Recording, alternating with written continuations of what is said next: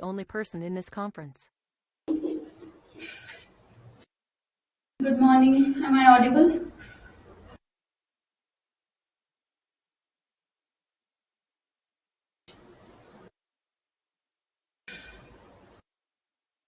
और स्टूडेंट्स हैं कोई जिन्होंने ज्वाइन करना है? बट वो आए नहीं, आज नहीं है, कल नहीं आए थे.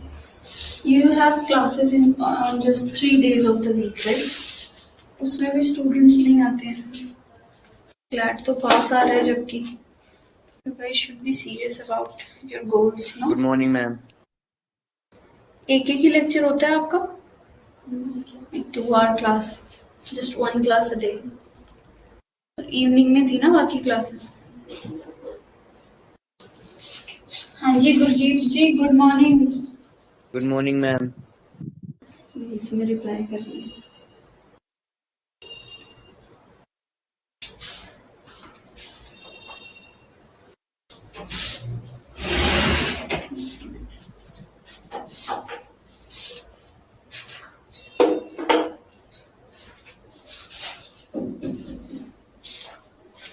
पिछले लेक्चर में जो चीजें हमने पढ़ी थी याद है आपको?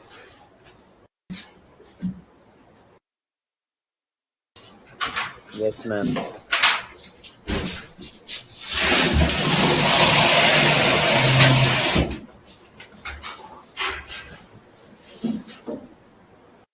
We discussed some basic terms which we are going to study. Do you remember? Revision करते हो घर जाके? थोड़े आप बेसिक चीजें की थी, लाइक जज एंड मैजिस्ट्रेट में डिफरेंस याद है? Criminal.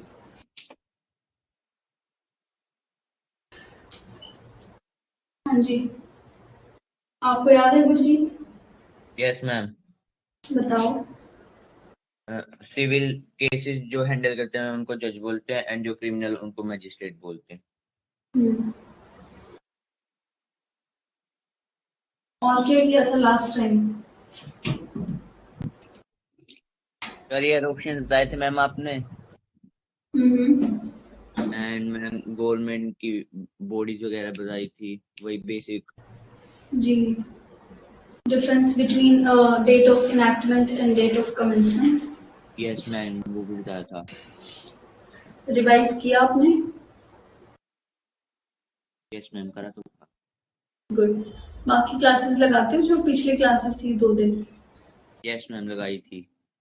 Very good. इस क्लासेस आप बिल्कुल भी मिस मत करना. दिसंबर तो आएगा, ज्यादा टाइम नहीं है, हमें वैसे लगता है. You think you have time, but if we think that we have time, then we are wrong. Backlog ma'am फिर कवर करना मुश्किल हो जाता है. हाँ, एक बार छूट गया तो फिर मुश्किल हो जाता है बाद में.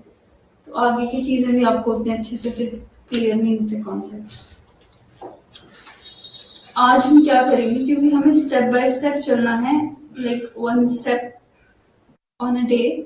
तो आज हम करेंगे लीगल मैगजिम्स नहीं, कुछ like legal phrases, Latin terms जो आप लीगल लैंग्वेज में बहुत ज्यादा आपको यूजेज में आते हैं ये टर्म्स. तो जब तक हमें इनका मतलब नहीं पता होगा हम सेंटेंस को. अब हमने लास्ट टाइम में डिस्कस किया था, जो क्लैट का एग्जाम है वो आपकी लीगल नॉलेज नहीं टेस्ट कर रहा है. It taste your reading skills और आपकी कॉम्प्रिहेंड करने की एबिलिटी. कॉम्प्रिहेंड करने की एबिलिटी का मतलब है किसी चीज को पढ़ के उसको समझना. पढ़ तो आप like you can read any content, right? पढ़ने का फायदा तभी है जब आप उसको समझ रहे हो और जो आप समझ रहे हो वो इंटरप्रिटेशन करेक्ट हो. ये चेक कर रहा है क्लैट, क्योंकि लॉ तो आपने पढ़ना है अगले आने वाले 5 सालों में, right? You're not supposed to know the like ins and outs and everything, every detail of the law. You are supposed to know the basic principles of law, and you have to apply those principles while solving the questions. जो passage की form में आएंगे, उस दिन भी बताया था 400 to 450 words का एक पैसेज आपका हो सकता है. And total around you will have 30 passages. Yes ma'am. तो 12,000 से 13,000 शब्दों का टोटल आपका रहेगा, आपको वो 2 आवर्स में पढ़ने हैं। तो रीडिंग हैबिट जरूर आप अपने अंदर इनकलकेट कीजिए। न्यूज़पेपर्स पढ़ा करें। स्टार्ट किया न्यूज़पेपर रीडिंग? अभी तो नहीं किया। Okay, I would suggest you start reading Indian Express because The Hindu is also good. My preference is The Hindu, from like my personal opinion. But Indian express की language ऐसी है कि वो explain करती है सारी चीजें। The Hindu has advanced vocab. Indian express की भी अच्छी है। ये दो न्यूज़पेपर्स अच्छे हैं। Start with Indian Express. If you want to level up your English vocab, then later on you can go for The Hindu. ठीक है? तो ऑनलाइन भी इनका आ जाता है, सब्सक्रिप्शन वगैरह कुछ ऑनलाइन मिल जाते हैं, बट ऑनेस्टली स्क्रीन पे पढ़ने से उतना मुझे पर्सनली अच्छा नहीं लगता, because too much screen time आपकी आई साइट भी वीक कर देगा, और स्क्रीन पे you can not mark, right? Books और बैराक्स प्रेफर करते हैं, मिलता तो है सब कुछ ऑनलाइन, बट उसको मार्क करना कीवर्ड्स को, वो आप सिर्फ फिजिकल कॉपी में ही कर सकते हो ना। चुप चुप क्यों रहते हो आप इतने? क्या नाम है आपका? ईशा। ईशा, ठीक है। लैटिन फ्रेजेस लिखते हैं, फिर आज डिस्कस करते रहेंगे साथ साथ। एब इनिशियो लिखो फर्स्ट।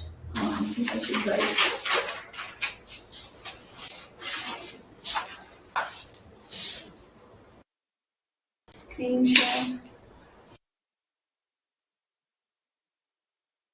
वेबकैम, ये तो मैंने स्टार्ट ही नहीं किया था।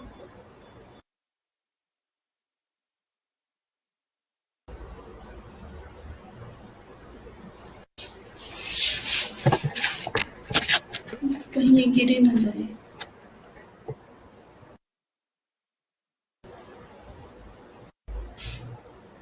इसकी सेटिंग नहीं ठीक से की हुई।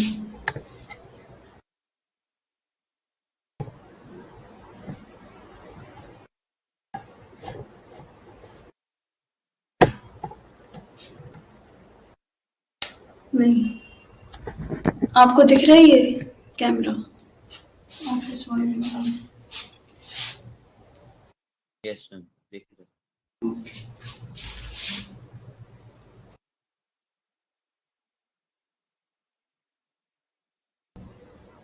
This option is not working, I think.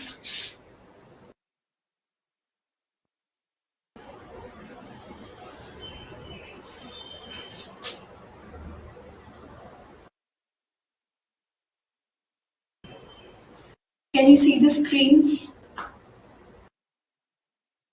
Load हो रही है। यस मैम, आ गई। Okay, so this is the first legal term, Latin term, ab initio. इनसे हम ये जो इनिशियल वर्ड है, इनिशिएटिव, इनिशियल, इसका मतलब इनिशियली, इसका मतलब क्या होता है? बिगिनिंग, किसी चीज को स्टार्ट करना। तो उसी से आप थोड़ा सा गेस कर सकते हो कि इस टर्म का मतलब क्या होगा। Anything which comes into your mind, just speak it up.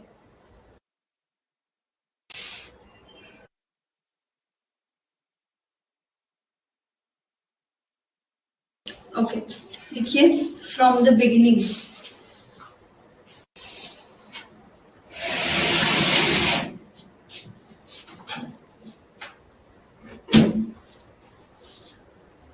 कोई चीज जब हमने बोली है कि ये शुरुआत से ही ऐसे, since the inception और from the beginning, उसको हम लिखेंगे ऐसे, लिख लो from the beginning, comma, from the start of something.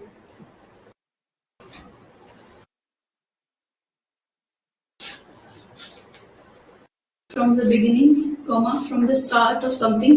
For example, in the Indian Contract Act, we study about the void contracts, voidable contracts. तो उसमें ये कुछ लैंडमार्क जजमेंट्स हमारे पास थी, उसमें जुडिशियल प्रोनाउंसमेंट्स, जजमेंट को ही हम जुडिशियल प्रोनाउंसमेंट भी कह सकते हैं, तो उन लीगल डिसीजंस में ये टर्म कोर्ट के थ्रू कॉइन हुई थी, मतलब उन्होंने ये टर्म इंट्रोड्यूस की थी कोर्ट ने, जजेस ने, एब इनिशियो, फ्रॉम द बिगिनिंग। तो कॉन्ट्रैक्ट एक्ट में जैसे कि एक कोई कॉन्ट्रैक्ट है वो स्टार्टिंग से ही, बिगिनिंग से ही वॉइड है, so it can be void एब इनिशियो। अब आपको इस टर्म का मतलब समझ आया? Yes ma'am. स्टार्टिंग से ही, बस इसका मतलब है फ्रॉम द बिगिनिंग। ये पूरे सेंटेंसेस नहीं है, बस ये वर्ड्स और फ्रेजेस हैं जो लैटिन में है और हम लीगल इंग्लिश में यूज करते हैं इनको। सो नेक्स्ट इज एब extra.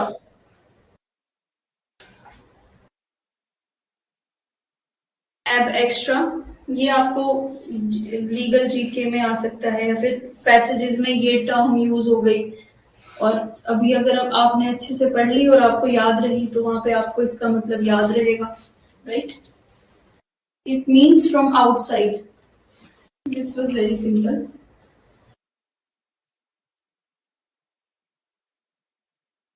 From outside. Then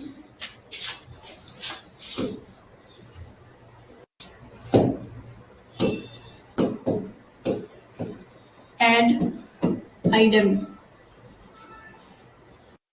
IDEM, इसका मतलब है meeting of minds by parties in an agreement. Comma डाल के लिख लो, meeting of mind by parties, then in agreement, कि जो पार्टीज हैं वो एक ही चीज पे कंसेंसस एड इडम, एक ये लैटिन मैगजीम होता है, इसका मतलब ये होता है कि दो पार्टीज हैं वो एक ही कॉन्सेप्ट पे, एक ही फैक्ट पे, एक ही टर्म पे, same term and same context में वो दोनों उस पे अग्री करती हैं। बिकॉज एक पार्टी को कुछ और लग रहा है, मिस्टेक ऑफ फैक्ट हो गई है, दूसरी पार्टी ने उसको किसी और तरीके से इंटरप्रेट किया है और उनको लग रहा है कि हाँ we are giving consent for the same thing, वो नहीं होगा। जब दोनों पार्टी सेम कॉन्टेक्स्ट में अग्री करें किसी बात पे, उसको हम कहेंगे कंसेंसस एड आइटम। वो हम आगे आपका इंडियन कॉन्ट्रैक्ट में और बाकी लॉज में भी यूज होता है। यहाँ पे हमने देखा एड आइटम, इसका मतलब है दो पार्टीज अग्रीमेंट में हो, मीटिंग ऑफ माइंड हो दोनों पार्टीज का। अच्छा, कंसेंट और एसेंट में क्या डिफरेंस होगा?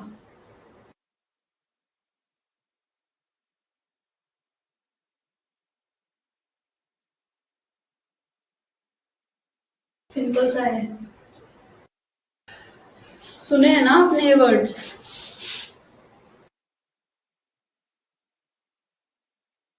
यस। बताओ।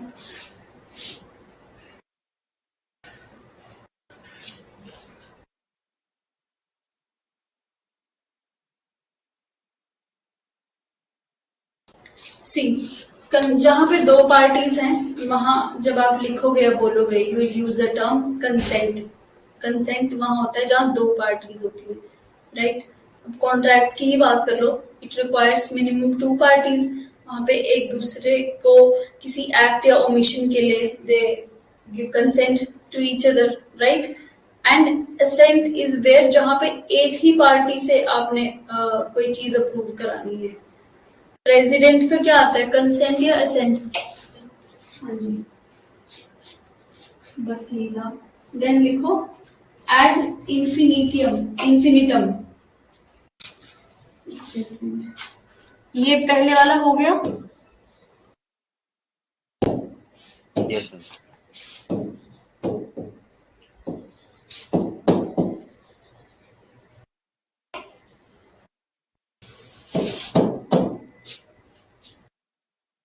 इन्फिनिटी, थोड़ा सा कुछ वर्ड्स ऐसे हैं, कुछ फ्रेजेस ऐसे हैं कि आपको देख के ही पता चल जाएगा what they are related to. इसका मतलब है to continue forever, comma और विदाउट लिमिट। इन्फिनिटी में कोई लिमिट नहीं होती ना।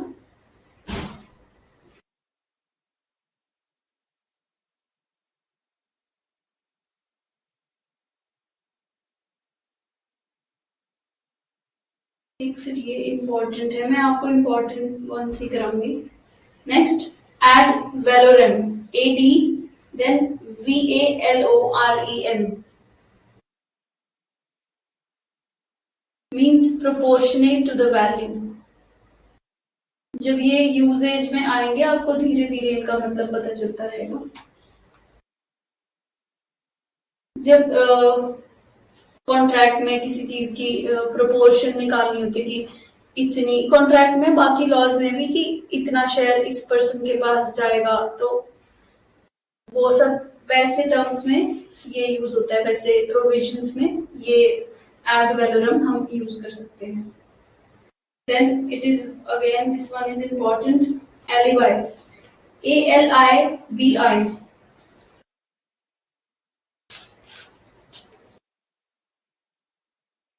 अब गुरजीत है ना आपका नाम? Yes ma'am. गुरजीत, आपको आपके ऊपर एलिगेशंस लगा देते हैं, फॉर एग्जाम्पल कि you have committed criminal offence in Chandigarh, you have committed defamation, आपने किसी के अगेंस्ट कुछ पब्लिश किया है, या फिर you have spoken some wrong things which have harmed the reputation of a person in Chandigarh, right? और इस डेट पे ऐसे से कि ये पर्सन यहाँ पे था सेक्टर 34 में और इसने यहाँ पे ये बातें बोली हैं लोगों के सामने, तो आप क्या कहोगे? आपका पहला डिफेंस क्या आएगा इस चीज में कि आज की डेट पे तो मैं यहाँ पे था ही नहीं। अपने डिफेंस में आप ये बात नहीं बोलोगे कोर्ट में? मैं तो ये बोलूंगा कि जो मैंने तो लिखा है वो इतने तो है ही नहीं वर्ड्स कि किसी को मानहानि हो सके। क्या फिर से बोलना? मैम जो हमने लिखा था वो मतलब इतने हाई लेवल के तो नहीं थे कि किसी को मतलब रेपुटेशन गिरे। तो आप मान गए कि आपने कुछ लिखा था। मैंने बोला कि आप पे एलिगेशंस लगाए हैं, मैंने ये नहीं कहा कि एलिगेशंस प्रूव हो गए और आपने ये किया है। ध्यान से सुना करो, आप पर तो एलिगेशंस लगे हैं। हाँ, तो आप तो यही बोलोगे ना that I have not done such and such act, और आप यहाँ पे हो भी नहीं आज के दिन, तो आप कोर्ट को ये कहोगे कि मैं तो उस टाइम पे उस जगह था ही नहीं। तो इसको जब आप कोर्ट में आपका एडवोकेट ये प्ली लेगा, इसको हम कहते हैं प्ली ऑफ एलिबाई। इसका मतलब है to be somewhere else, elsewhere. जब कोई पर्सन किसी और जगह हो तो वो ये प्ली लेता है एलिबाई की। ये आप पढ़ते हो सेक्शन 11 इंडियन एविडेंस एक्ट में। वो चलो वो तो आपके अभी एग्जाम में नहीं आएगा इतना डिटेल में। इसका मीनिंग लिख लो, at another place, comma elsewhere,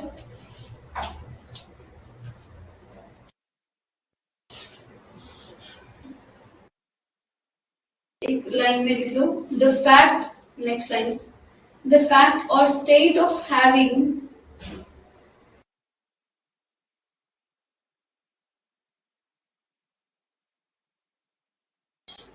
repeat करना पानी दे दो मुझे। हाँ जी, the fact or state of having been elsewhere at the time, कि उस डेट एंड टाइम पे I was not there, I was somewhere else. अब सेक्शन 11 जैसे इंडियन एविडेंस एक्ट वो बात करता है कि कुछ फैक्ट्स इररेलेवेंट होते हैं लेकिन वो रेलेवेंट बन जाते हैं, कि अब तुम ये बताओगे कि मैं तो कैथल में था इस डेट पे, कोर्ट को इससे तो कोई मतलब नहीं है कि तुम कहाँ थे, पर क्योंकि वो केस से रिलेटेड हो गया, तुम्हारे ऊपर एलिगेशन है कि तुम चंडीगढ़ में थे इस टाइम पे, you have committed this offence, तब वो प्ली ऑफ एलिबाई की वजह से रेलिवेंट बन जाएगा। ये तो बाद की बातें हैं, चलो आपको इसको भी इतना नहीं इस पे आपने सोचना है कि कैसे होता है। You just have to know the meaning of this term. क्योंकि लॉ आपने बाद में पढ़ना है अपने सेमेस्टर्स में। बस मैंने आपको इसकी एप्लीकेशन बता दी कि जो आप टर्म यहाँ पे पढ़ते हो वो केसेस में यूज होती है। कुछ भी ऐसा नहीं है कि आप सिर्फ पढ़ रहे हो। लॉ की यही ब्यूटी है। हम मैथ्स की थ्योरम करते हैं रियल लाइफ में ऑनेस्टली, तो every subject is important right, बहुत सारी चीजें होती हैं, बट मैंने बाकी सब्जेक्ट्स का देखा है जो आप लोग पढ़ते हो वो आप 100% नहीं यूज करते हो रियल लाइफ में। it has a big importance, but okay 50-60% real life में यूज होता होगा। क्या कोई सब्जेक्ट 100% यूज होता है रियल लाइफ में? लॉजिकल होता है, लॉजिकल तो होता ही है राइट। मुझे जो लगता है लॉ है वो आपके डेली लाइफ में आप जो भी चीजें कर रहे हो हर जगह अप्लाई होता है।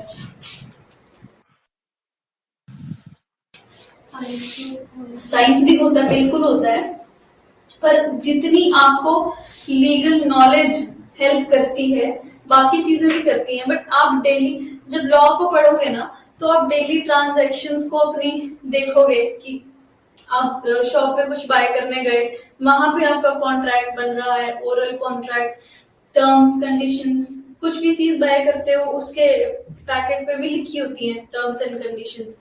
आप रेलवे टिकट्स पे भी टर्म्स एंड कंडीशंस लिखी होती है, वो भी एक टाइप का कॉन्ट्रैक्ट है। आप दिन में इतने कॉन्ट्रैक्ट्स बना जाते हो और आपको पता भी नहीं चलता। आप लोग यहाँ बैठे हो, मैं यहाँ पढ़ा रही हूँ, हमारा डिवाइन इंस्टीट्यूट के साथ कॉन्ट्रैक्ट है। You have paid for the education services that we are rendering, right. जरूरी नहीं है कॉन्ट्रैक्ट आपने जो मूवीज में देखा है वो है कि दो बिजनेसमैन आते हैं साइन करके this okay this is the deal. No, we enter into contracts, so many contracts in a day. जब आप लॉ पढ़ोगे तभी आपको लॉ इंटरेस्टिंग लगेगा because you can relate it with your daily life. Then next term लिख ही देती हूँ ये, एम्बिगिटस लेटेंस।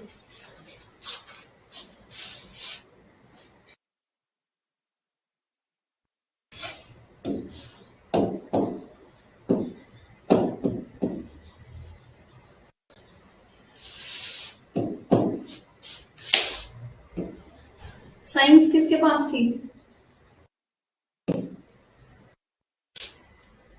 गुरजीत आपके पास क्या था?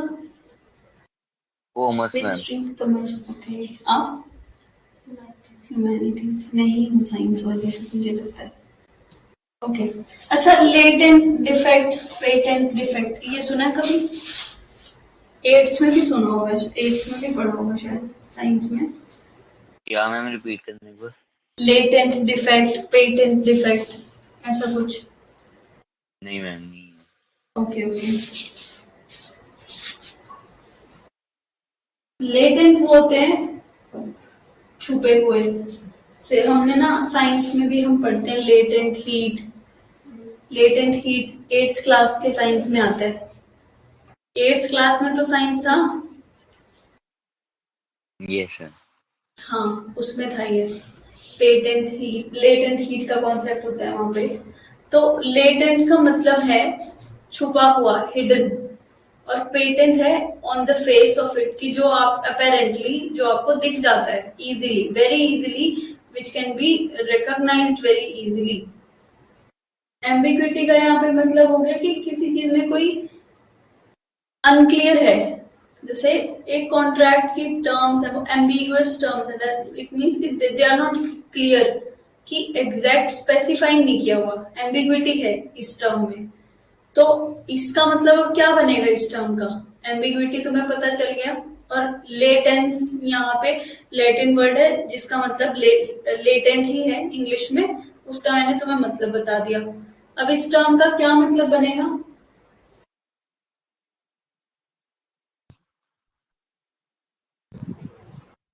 लेटेंट एम्बिग्विटी, इंग्लिश में ही तो ट्रांसलेट करना है हमने इसे। Latent hidden ambiguity, hidden ambiguity which is not clear, एक बार देखने पे कोई चीज आपको ना मिले, कोई कमी है किसी प्रोडक्ट में, आपने दुकान पे आप लेने गए सूट वगैरह, बहुत बार ऐसे होता है, लेडीज तो जब जाती है वहां पे रश इतना होता है शोरूम्स में, तो जब वो सूट देख रही होती है, उन्होंने देख लिया और उनको जल्दी है, उन्होंने ले लिया, फिर घर आके जब एक दूसरे को दिखाने लगती है तब देखा ओ इसमें तो डिफेक्ट है। कुछ डिफेक्ट होते हैं कि दिख जाते हैं सामने ही, कोई मेजर डिफेक्ट, वो हमारी होगी patent patent defect. Latent defect है कि एक बार नॉर्मल इंस्पेक्शन की थी उन्होंने उन्होंने सारा क्लोथ पीस खोल के देखा था, फिर भी उनको वो डिफेक्ट वहां पे नहीं दिखा, मतलब नॉर्मल इंस्पेक्शन पे कोई हिडन डिफेक्ट है वो नहीं इजीली दिखता। हाँ, जैसे कि इसका एग्जांपल ये हो सकता है, अब एक बार इंस्पेक्शन की, उनको क्या पता कि यूजुअली ब्लू और ब्लैक कलर का काफी कलर निकलता है कपड़ों का, तो घर आए उन्होंने वॉश किया, तो उन्होंने शॉपकीपर से पूछा, उसने कह दिया नहीं निकलेगा, और फिर वो चीज तो वहां पे वो देख नहीं सकते थे कि इस कपड़े का कलर निकलता है कि नहीं, बाद में तो ये लेटेंट डिफेक्ट हुआ ना, कि फर्स्ट इंस्पेक्शन पे आपको नॉर्मली वो चीज वो डिफेक्ट नहीं दिखेगा। समझ आया?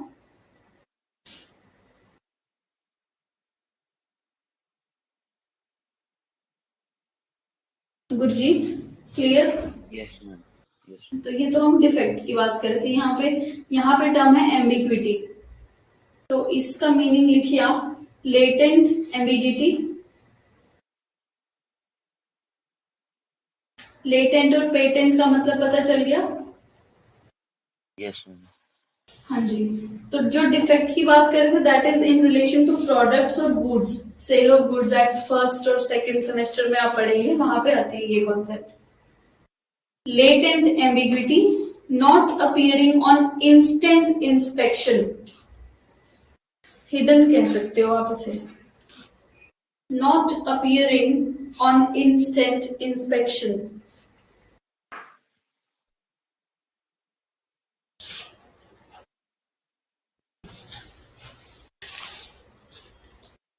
अब हमने एक और की थी,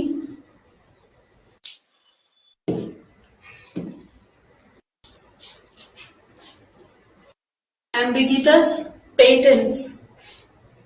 पेटेंट डिफेक्ट बताया था कि जो पहली बार में नहीं, मतलब जो नॉर्मल इंस्पेक्शन पे आपको देखने से पता चल जाए, विच इज वेरी एपरेंट। देखो, एन एम्बिगिटी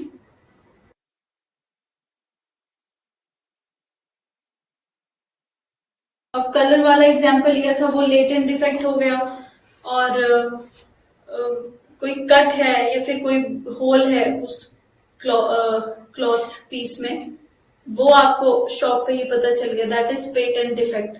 और अब अगर हम किसी डॉक्यूमेंट की बात करते हैं, मैंने बताया था कि टर्म्स में कोई चीज क्लियर नहीं है, एम्बिगुअस टर्म्स है, तो पेटेंट एम्बिग्विटी कि एक बार पढ़ के ही पता चल गया कि यहाँ पर क्लैरिफाई नहीं किया हुआ द इंटेंशन ऑफ पार्टीज और with the act they are suppose to do, ऐसे ऐसे में आप क्या बोलोगे, that this it has patent ambiguity, an ambiguity that readily appears on the face of document or instrument, an ambiguity that readily readily appears on the face of document or instrument.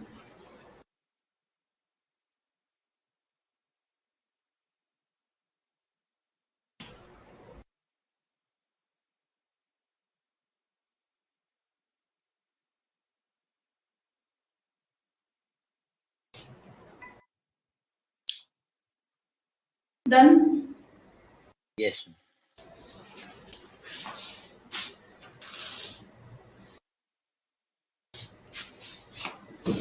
Next, amicus curiae. Oh, sorry. UIAE. इसको हम कहते हैं friend of the court, इसका मतलब simple words में इसका ये meaning होता है, एमिकस मीन्स फ्रेंड। इसके मीनिंग में लिखिए, अ पर्सन और organisation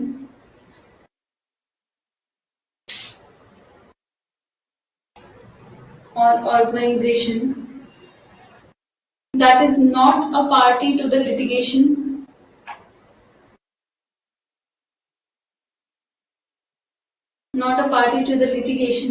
but is permitted by law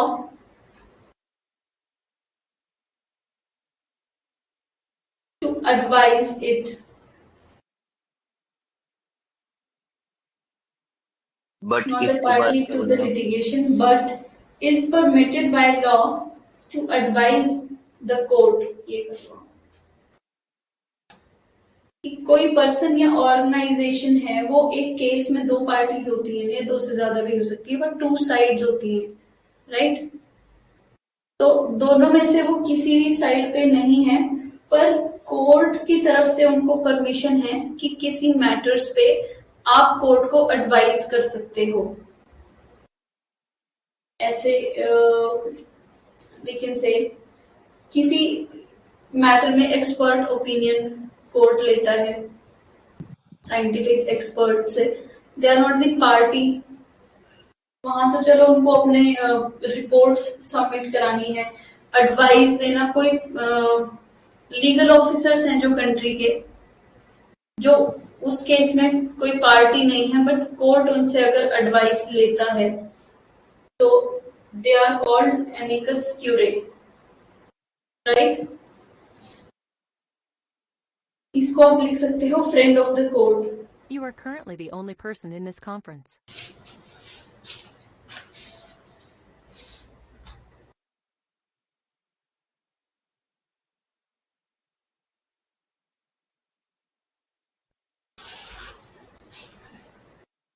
कहां तक किया?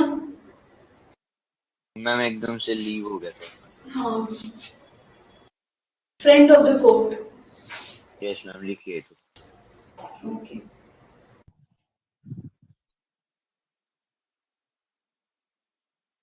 नेक्स्ट लिखिए, एनिमस पॉजिडेंडी, AN लिख देती हूँ।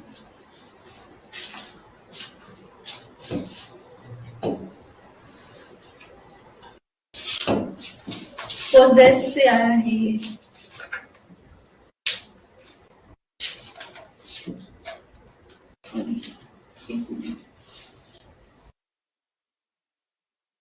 क्या समझ कर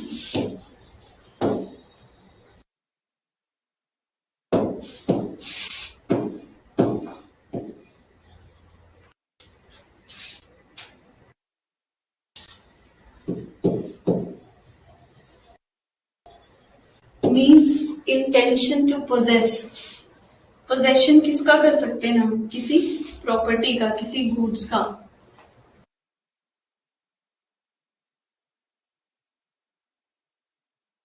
इसका मतलब आपके पास आ गया इंटेंशन टू पोजेस। पोजेशन का मतलब यहाँ पे ओनरशिप हो सकता है, ये आप आगे जाके डिटेल में पढ़ेंगे। पोजेशन और ओनरशिप में भी एक थिन लाइन डिफरेंस है। कभी कभी कोई पर्सन किसी चीज का ओनर होता है लेकिन उसके पोजेशन में नहीं होता। अब मैं इस pen, this pen is in my possession but I am not the owner of this pen. But यहाँ पे हम बात करें इंटेंशन टू पोजेस। नेक्स्ट, हाँ ये इंपॉर्टेंट है, ऑडी ऑल्टरम पार्टम। ऑडी गाड़ी सुनिए ना, ऑडी वही स्पेलिंग है, पर it has nothing to do with cars.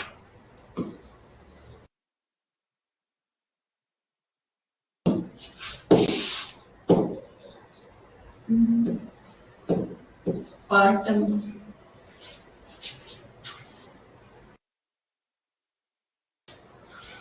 make it RAM. हमारे लीगल सिस्टम का एक बहुत ही इम्पोर्टेंट प्रिंसिपल है कि दोनों पार्टीज को सुना जाए. ये तो पहले से भी it has been there since the inception. जब even courts were not established, दोनों पार्टीज को हमेशा सुना जाता था. जब राजा महाराजा के टाइम पे पुराने, if you go back to the ancient times, तब क्या था, राजा के दरबार में अगर कोई पार्टीज आती थी अपना डिस्प्यूट लेके, what he used to do, he used to hear both the parties, then उसके बाद वो अपना फैसला सुनाते थे, राइट? Yes, ma'am. अब हमने इस चीज को, इस कॉन्सेप्ट को ये नाम दे दिया है, audi alteram partem. Let the both parties be heard. हमारे कोर्ट्स का फंक्शनिंग का ये एक सिग्निफिकेंट प्रिंसिपल है, like both the parties should be heard, no party should be left unheard. ये प्रिंसिपल ऑफ नेचुरल जस्टिस भी है, राइट? लिखिए इसका meaning. Let the other side be heard as well.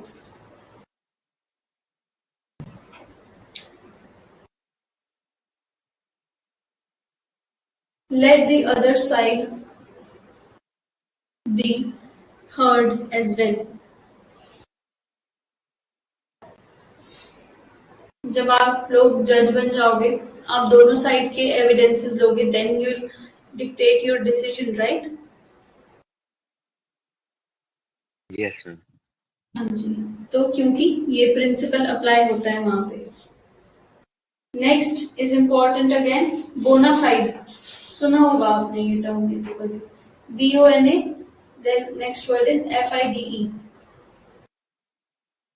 इसका मतलब होता है in good faith. When you do something in good faith, ये आपकी कुछ एक्सेप्शंस में आ जाता है. एग्जाम्पल देती हूँ.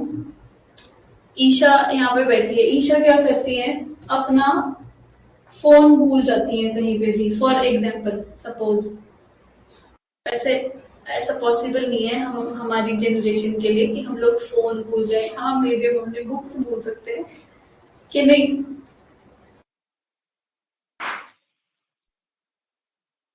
ऐसे बुक्स भी नहीं भूलनी चाहिए बिल्कुल भी. These are the things that will take you to the heights of your career. Books की रिस्पेक्ट किया करो अपनी. जो बेयर एक्ट है ना, उसको पढ़ के ही आपकी नॉलेज इतनी वास्ट, इतनी ब्रॉड हो जाएगी दैट जितना आप इसको डेप्थ में पढ़ोगे ना, trust me, you will start respecting these non living things. जब मैं रखती हूँ ना अपने books, nobody is allowed to touch my books other than me. और कोई उठा के अब उनको अपनी जगह से भी उधर ना रख दे, उससे फिर मुझे प्रॉब्लम हो जाती है. Because this is very respectful thing for me. This is the thing which has given me knowledge, और जिसको पढ़ के मैं आगे पढ़ा पा रही हूँ. तो हम ना इमोशनली कनेक्ट हो जाते हैं अपने बेयर एक्ट से. अभी आप लोग ये चीज नहीं समझोगे, क्योंकि आई थिंक मैंने दिखाया था, इसमें तो इतनी मार्किंग्स नहीं की हुई, ये नया है. CRPC का, क्रिमिनल प्रोसीजर कोड का, अगर आप मेरा बेयर एक्ट देखते हो, बाकी लॉज का भी बाहर ही, मैंने आपको बताया ना कि कीवर्ड्स को बाहर ही मार्क कर लो, आपके लिए इजी हो जाता है रिवाइज करना. तो इतने सालों से वो बेयर एक्ट मेरे पास है. जब भी कोई नई अमेंडमेंट या कुछ नया कोई केस आया, मैंने उस सेक्शन के साथ वो केस नेम लिख दिया ताकि मुझे याद रहे. अब उसमें इतनी सारी चीजें मैं जब खोलती हूँ तो मुझे याद आता है इस टाइम पे मैंने ये चीज लिखी थी. तो इमोशनल कनेक्टिविटी सी बन जाती है उसके साथ. अपना बेयर एक्ट हम किसी और को दे ही नहीं सकते थोड़ी देर के लिए भी. अब ये बाउंसर जा रही है क्या आपको बातें? नहीं. ठीक है. हाँ जी, बोनाफाइड की बात कर रहे थे हम. इंटेंशन का बहुत इंपॉर्टेंट रोल है. हाँ, तो मैं एग्जांपल दे रही थी आपको. ये अपना फोन भूल जाती है बार बार, तो मैंने क्या किया, just to teach her a lesson, कि मैंने इसका फोन छुपा के अपने पास रख लिया. फ्रेंड्स तो ये बहुत बार करते हैं, स्कूल में तो नहीं अलाउड होगा. No. आपके हैं यहाँ पे चंडीगढ़ में अलाउड है? ओके, ठीक है। तो अपने पास मैंने रख लिया। अब आईपीसी में तो एक ऑफेंस है जिसको हम थेफ्ट कहते हैं, सेक्शन 378, कि अगर कोई पर्सन किसी दूसरे पर्सन की चीज को उसके कंसेंट के बिना मिसप्लेस करता है, अपनी जगह से उसकी जगह भी चेंज कर दी, it will amount to theft. क्या मैंने चोरी की है? No ma'am. यहाँ पे मेरी इंटेंशन इंटेंशन का आ गया ना इंटेंशन ही थे मैम। रोल। मेरी इंटेंशन कोई स्टीलिंग की तो थी ही नहीं। No ma'am. तो the act I did that act in good faith, it was a bona fide act. इसके एग्जाम्पल्स और जैसे कि पेरेंट्स, या पहले जमाने में तो टीचर्स भी they could hit the students, stick से मारते होते थे पुराने टाइम में, अब तो नहीं है, तो थाने में ले जाते हैं। तो अभी वो है भी नहीं, चलो वो practice, this practice is no more there because people sometimes cross their limits. और इवन पेरेंट्स भी आजकल नहीं मारते हैं। पुराने टाइम अपने मदर फादर से पूछना, उनके टाइम पे लाइक बच्चों की पिटाई तो बहुत नॉर्मल सी चीज थी। अब तो नहीं, आपको तो नहीं कभी नहीं मारते ना पेरेंट्स, थप्पड़ भी नहीं मारते हैं बिल्कुल भी। तो अगर वो कोई पेरेंट अपने बच्चे को स्लैप कर रहा है, उसकी इंटेंशन क्या है? उसको फिजिकली हार्म करना, या फिर उसने कुछ गलती की होगी ना तभी पड़ा है थप्पड़? बताओ। Yes ma'am. तो ऐसे क्या बच्चा उसमें चला जाएगा हर्ट? अगर ज्यादा लग गई तो ग्रीवियस हर्ट, अगर कुछ सर्कमस्टांसेस हैं अगर उनमें फॉल कर रहे हैं, नो। यहाँ पे इंटेंशन देखी जाती है कि किस इंटेंशन से वो काम किया है। बिकॉज एक क्राइम है, ऑफेंस जो क्राइम है, उसके दो इंपॉर्टेंट वो हैं elements, mens rea and actus reus. Actus reus is mens rea and actus reus. आपने मिक्स कर दिया लगता है दोनों को। Mens rea mental element, mental element आपके क्या होंगे? Intention, knowledge, reason to believe, ये सब। क्या आपको नॉलेज थी कि जो आप एक्ट कर रहे हो उसका कंसीक्वेंस क्या हो सकता है? देन इंटेंशन थी इसको मारने की, जैसे मेरी इंटेंशन क्या थी? To teach her a lesson, not to steal her phone. Then actus reus, जो आप एक्ट करते हो, आप मन मन में सोच लो किसी को मारने के लिए, मूवीज और सीरीज में भी आता है। आलिया भट्ट की एक सीरीज मूवी थी डार्लिंग्स, वो अपनी मदर के साथ बस सोचती है अपने हस्बैंड को मारने का, और कोई उनकी बात सुन के पुलिस स्टेशन में बता देते तो they are being question by the police in the police station. वो कहते दिमाग में ही मारा था उसे। तो you can not be liable, even you kill so many people inside your brain. कभी कभी गुस्सा आता है तो कि कितना कुछ सोच लेते हैं, but you can not be held liable for murder just for thinking to kill someone. So to constitute a crime दोनों एलिमेंट्स होने चाहिए।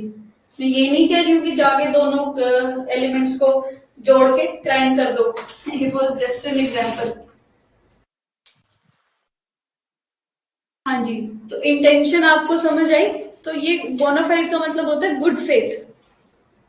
लिखिए इसका मीनिंग, लिख लो आप। Real, comma, genuine,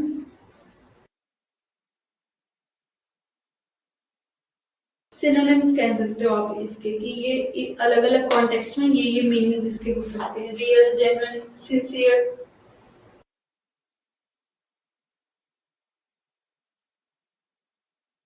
then made और carried out in good faith, अच्छी intention के साथ किया गया कोई काम। लास्ट वाला मैम रिपीट करना एक बार। हाँ जी, मेड और carried out in good faith.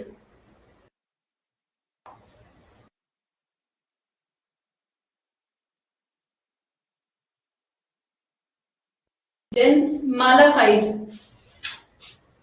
Mala fide, MALA, the next word is FIDE।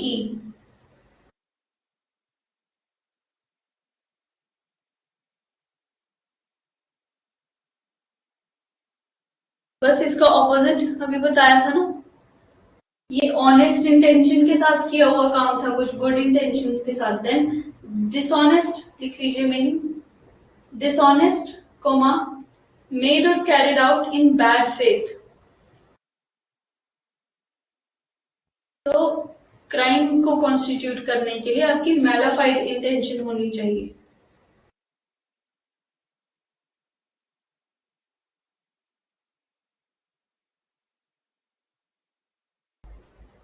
Made or carried out in bad faith. Next is caveat emptor. ये एक इम्पॉर्टेंट कॉन्सेप्ट भी है, सेल ऑफ गुड्स एक्ट में आता है आपके ये। आप फर्स्ट ईयर सेकेंड ईयर में पढ़ लेंगे इसको, फर्स्ट ईयर।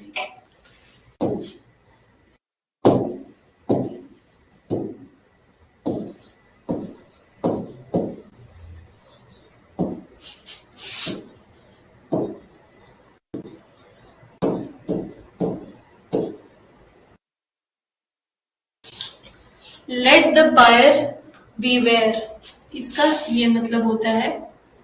और सिंपल वर्ड्स में अगर हम बात करें तो आप जब कुछ चीज खरीदने जाते हो, like we were talking about defects, right, latent defect and patent defect, but there is a principle of law that when the buyer goes to buy some goods, he or she is supposed to make the inspection कि उसमें कोई on the face of it prima facie कोई defect तो नहीं है। आपको खुद aware होना चाहिए इस चीज का, तभी बहुत सारे लोग एक्सपायरी डेट देख के लेते हैं ना, या आप बिना उसके ले लेते हो, आप नहीं ध्यान देते ना, बताओ। एक्सपायरी डेट देख के लेते हैं। हाँ जी, तो वो आप इस प्रिंसिपल को नॉर्मल लाइफ में यूज कर रहे हैं। इसका मतलब यही है कि आप जब लेने जा रहे हो आपको खुद देखना कि आप क्या चीज बाय कर रहे हो। बहुत सारी चीजें होती है, like if you ask the seller, he is duty bound to tell you the exact information जो भी है, वो उसकी ड्यूटीज आ जाती है। उसके अलावा आपको खुद अवेयर होना है अपने राइट्स के लिए, कंज्यूमर राइट्स आ जाते हैं। तो आपको डिफेक्टेड चीज आप खुद उठा के ले आए और जिसमें पेटेंट डिफेक्ट था, वहां पे फिर ये प्रिंसिपल लग जाता है। फॉर एग्जाम्पल, आपने 10 चॉकलेट्स मांगी और उधर से आपको 5 दे दी, रख दी, तो 10 और 5 का डिफरेंस तो आपको दिखता है ना देखने में भी, फिर भी आप उतनी सी ले आए और उनकी तरफ से मिस्टेक, उन्होंने गलती से दी गई उनसे, तो पर आपने भी नहीं देखा। ये आपकी भी तो ड्यूटी थी कि if you are paying for something you have to be aware, right.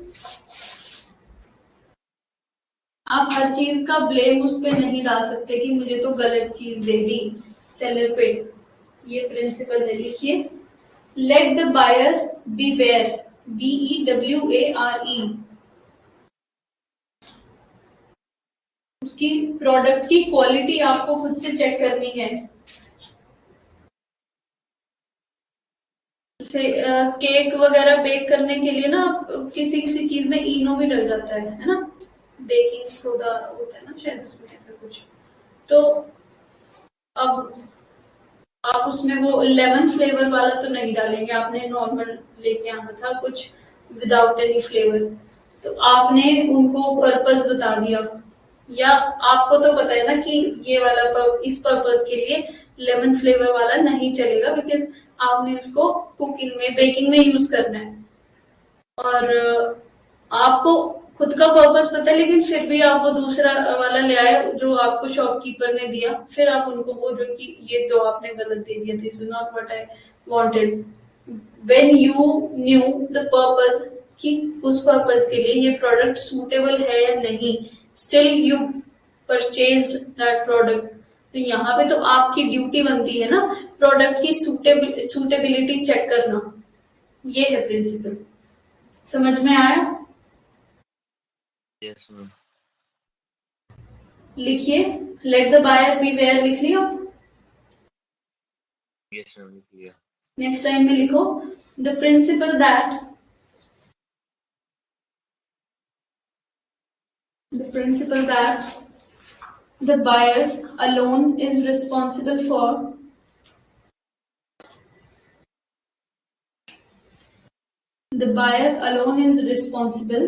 for checking the quality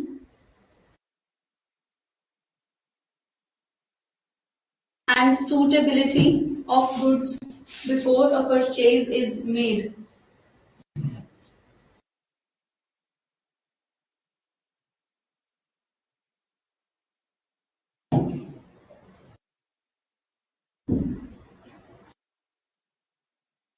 Suitability of goods before a purchase is made.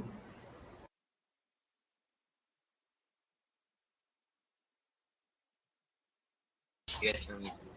Next de facto DE ये अलग अलग वर्ड्स हैं.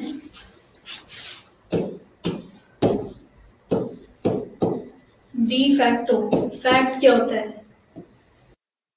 जो चीज रियलिटी में हो, बस यही इसका मतलब. लिखिए of fact comma in reality. For example कोई चाइल्ड है, he doesn't have parents, तो उसकी जो अपब्रिंगिंग है वो उसकी किसी अंकल ने की है, और जो कोर्ट है वो किसी और पर्सन को उसका लीगल गार्जियन बना देता है. अंकल ने फॉर एग्जाम्पल उसके फादर के किसी फ्रेंड ने अपब्रिंगिंग की, तो एज अ गार्जियन, तो इन रियलिटी वो उसका गार्जियन है, क्योंकि जब से वो बच्चा था और बड़ा हुआ तब से उसके गार्जियन वो ही रहे हैं. बट उनका कोई फैमिली मेंबर आ जाता है और वो कोर्ट से ऑर्डर ले लेता है कि get himself declare as the guardian of that child, जो कोर्ट ऑर्डर कर देता है. तो उसको हम कहेंगे ऑफिशियली मैं हूं इस बच्चे का गार्जियन. तो ये टर्म आप यूज करते हो.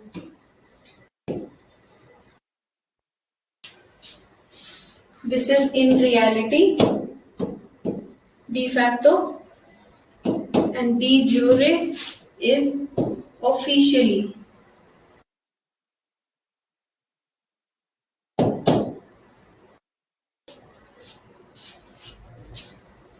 समझ आया आपको?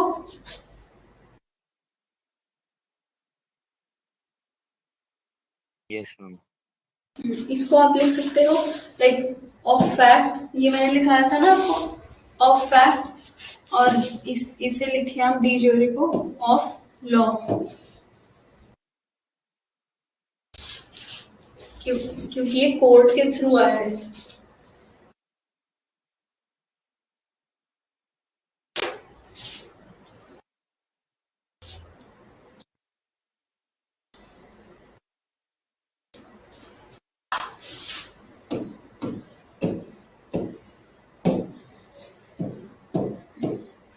नोवो नाम से ही पता चल रहा है न्यू. डी नोवो ट्रायल हो जाती है कभी कभी, मतलब जितनी पहले ट्रायल हो गई वो उसका इफेक्ट जीरो हुआ, और बिल्कुल नए सिरे से कोई चीज स्टार्ट करना, अफ्रेश. आप इसको लिख सकते हो अफ्रेश, कमा, और फ्रॉम द बिगिनिंग.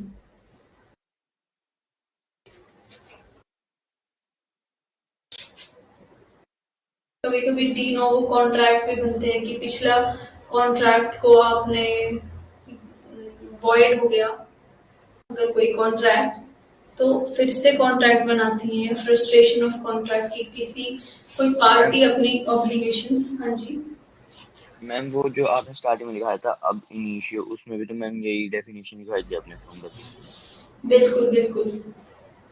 या इसमें ये डिफरेंस ये रहेगा कि यहाँ पे क्या है डी नोवो में कि कोई चीज पहले से एग्जिस्टेंस में थी, वो पिछली वाली को एकदम उसका इफेक्ट नल एंड वॉइड करके फिर से शुरू हुआ है दोबारा से. Okay ma'am. से डी नोवो कॉन्ट्रैक्ट्स या डी नोवो ट्रायल्स. पहले ट्रायल चल रही थी, किसी इरेगुलरिटी की वजह से ट्रायल और प्रोसीडिंग्स इनिशिएट हो गई, कोई किसी ने अपनी ड्यूटीज अच्छे से फुलफिल नहीं की, पुलिस ने अपनी कोई अच्छे से ड्यूटी फुलफिल नहीं की, तो उस ट्रायल को वहीं पे रोक के यू कैन से क्वॉश कर दिया, और उसका इफेक्ट ऐसा हो गया नल कि वो कभी एग्जिस्टेंस में ही नहीं थी, और फिर दोबारा से शुरुआत से शुरू किया बिल्कुल investigation, then framing of charges and everything, कि जहां तक हुआ था वहां से स्टार्ट नहीं किया, बिल्कुल फ्रॉम द बिगिनिंग दोबारा से शुरू कर रहे हैं, उसको आप कहोगे डी नोवो। समझे? यस ठीक है, लिखिए अफ्रेश और कोमा फ्रॉम द बिगिनिंग। लिख लिया। ये एक और है, ये लिखिए एजुसडेम जेनेरिस।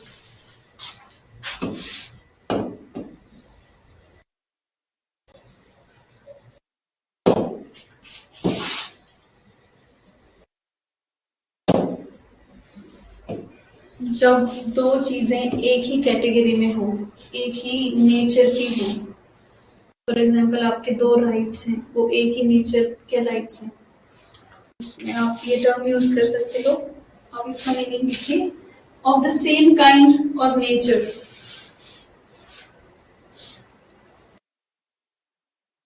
तो जो एक ही नेचर की, एक ही टाइप की चीजें होंगी, उनपे एक ही लॉ अप्लाई होगा, ऑफ द सेम काइंड और नेचर।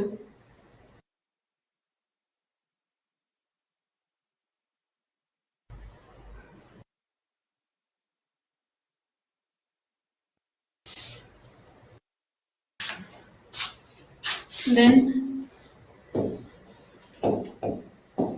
एक्स ग्राशिया,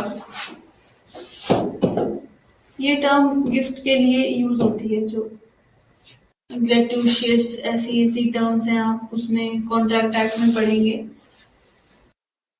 जब आप कोई एक्ट करते हैं जो लीगली नेसेसरी नहीं है, पर आप in the form of gift कोई चीज कर रहे हैं किसी के लिए, और you are transferring some goods or property to someone, then it is known as ex ग्राशिया।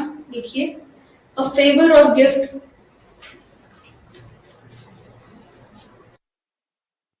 a favor or gift that is not legally necessary, that you do a favor to somebody out of love and affection, or you gift them something, but legally you are not bound to do that. Favor or gift that is not legally necessary.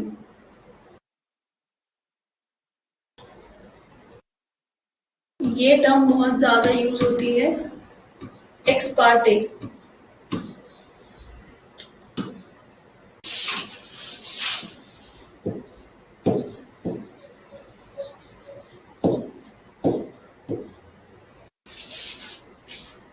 दो parties हैं किसी civil suit में, for example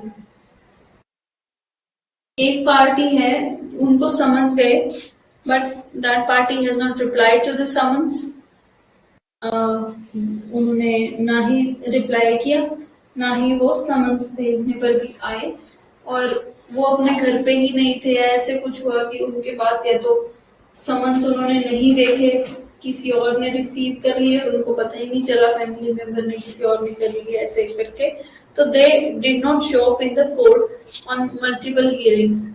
तो दूसरी party क्या करेगी, उन्होंने तो अपने फेवर में डिसीजन लेना है ना, वो कोर्ट को रिक्वेस्ट करेंगी to pass an ex parte order. इसका मतलब क्या होगा, ऐसा ऑर्डर जो दूसरी पार्टी के प्रेजेंस या उनके पार्टिसिपेशन के बिना ही कोर्ट ने इशू किया है, इसको हम कहेंगे x parte order. X Partey decree भी हो जाती है कभी कभी। यस मैम, ये तो हमने सुना था। हाँ जी, कहाँ सुना आपने ये? हमारे फादर से सुना था। हाँ जी, गुड गुड। अब आपको पता चला होगा ना कि जो आपने चीज सुनी उसका मतलब क्या था। Yes ma'am. जी, लिखिए विदाउट द प्रेजेंस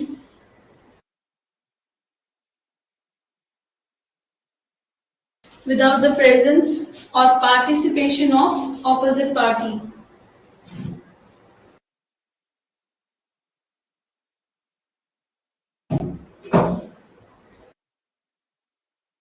क्योंकि जो पार्टी एक ऑर्डर ले रही है उनका तो बेनिफिट है ना कि दूसरी पार्टी नहीं आई, उधर से कुछ रिप्लाईज नहीं आए, डिफेंसेस नहीं आए, तो उनके लिए तो इजी हो गया ऑर्डर लेना।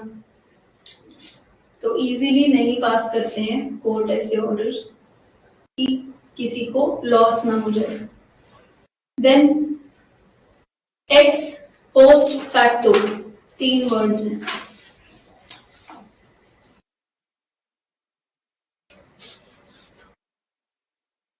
एक्स पोस्ट फैक्टो, इसका मीनिंग लिखिए affecting something that has already happened.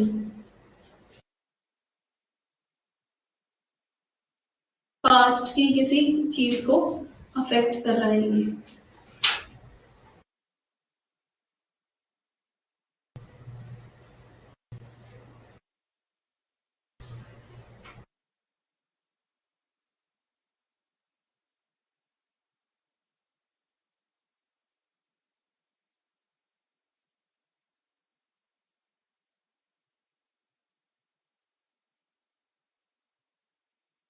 Next लिखिए जस्ट एड रेम, ये इंपॉर्टेंट हो जाते हैं अब आपके।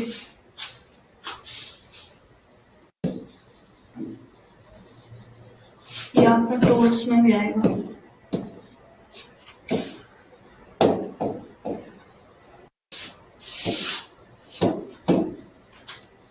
ऐसे फ्लो चार्ट्स बना के करोगे तो रिकॉल करना इजी हो जाता है आपके लिए। अब ये 2 तरह के राइट आप बोल सकते हो। इसके लिए इन्होंने ये मैगजीन दिया है।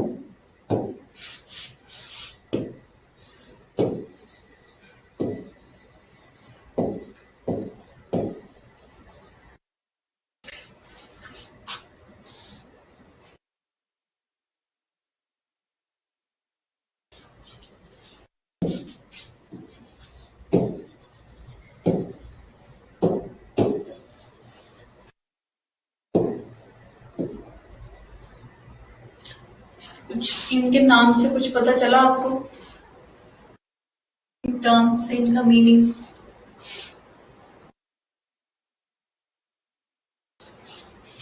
देखिए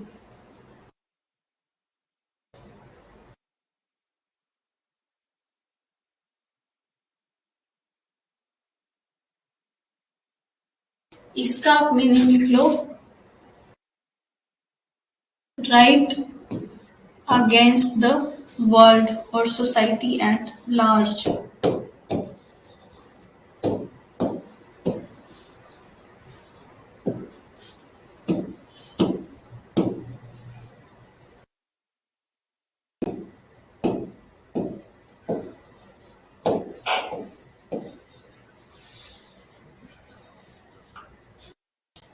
इसका मतलब है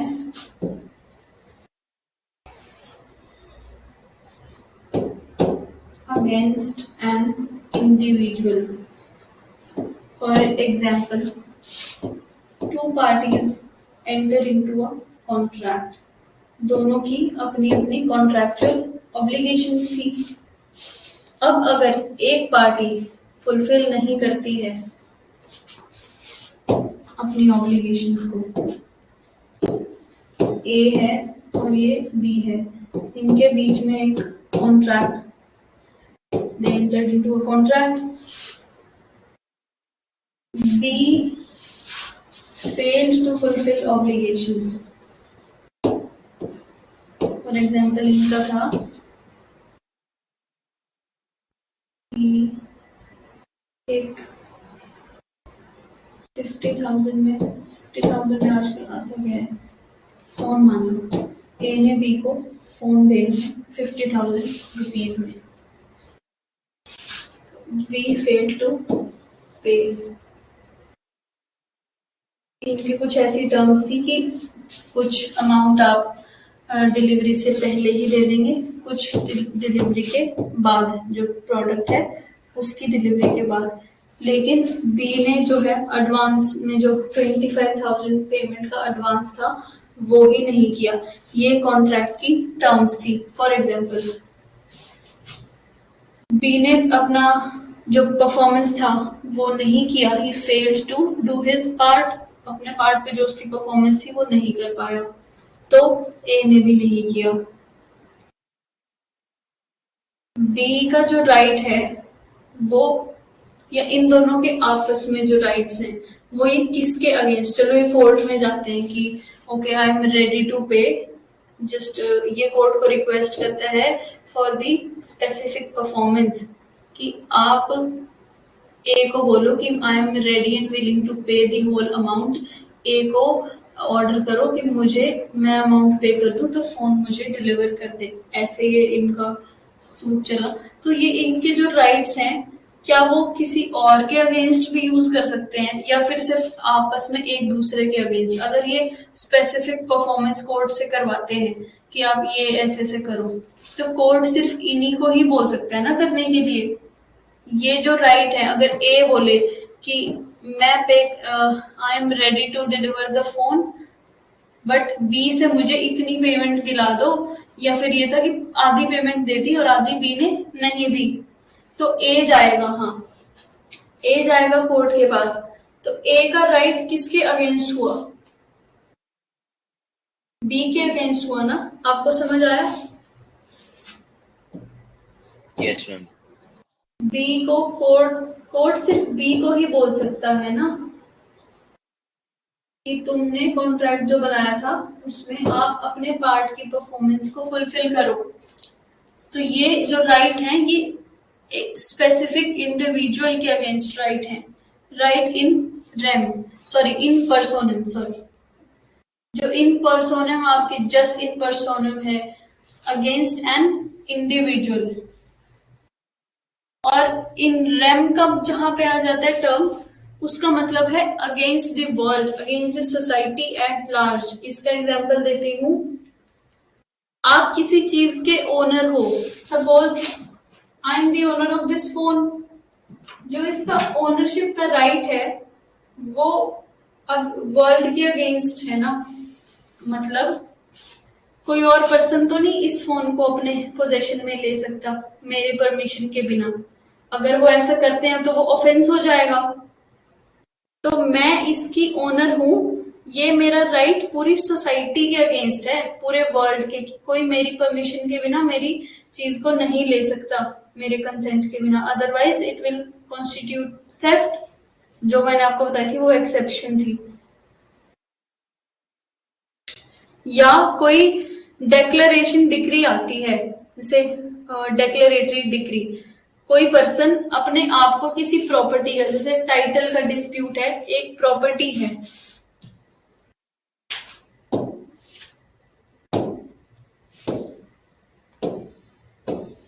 कोई प्लॉट है चंडीगढ़ में, तो ए बोलता है कि आई एम दी ओनर, उधर से बी भी बोल रहा है कि ये प्रॉपर्टी मेरी है, इनका डिस्प्यूट चल रहा है। They took the dispute to the matter in the court. अब कोर्ट इनमें से किसी एक को डिक्लेयर कर देता है, फॉर एग्जाम्पल ए को डिक्लेयर कर देता है ओनर ऑफ द प्रॉपर्टी।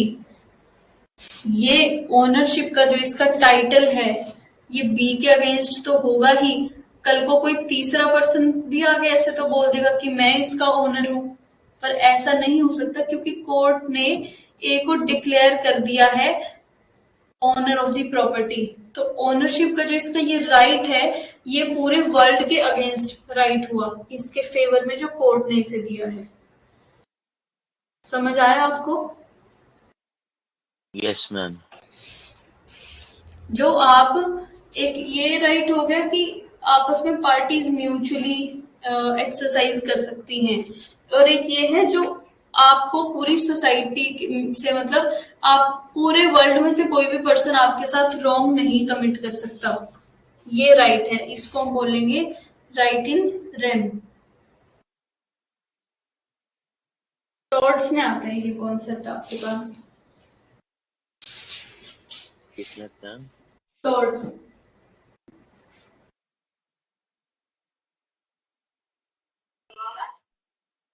हाँ, अब नेक्स्ट करो locus and I, again this is important.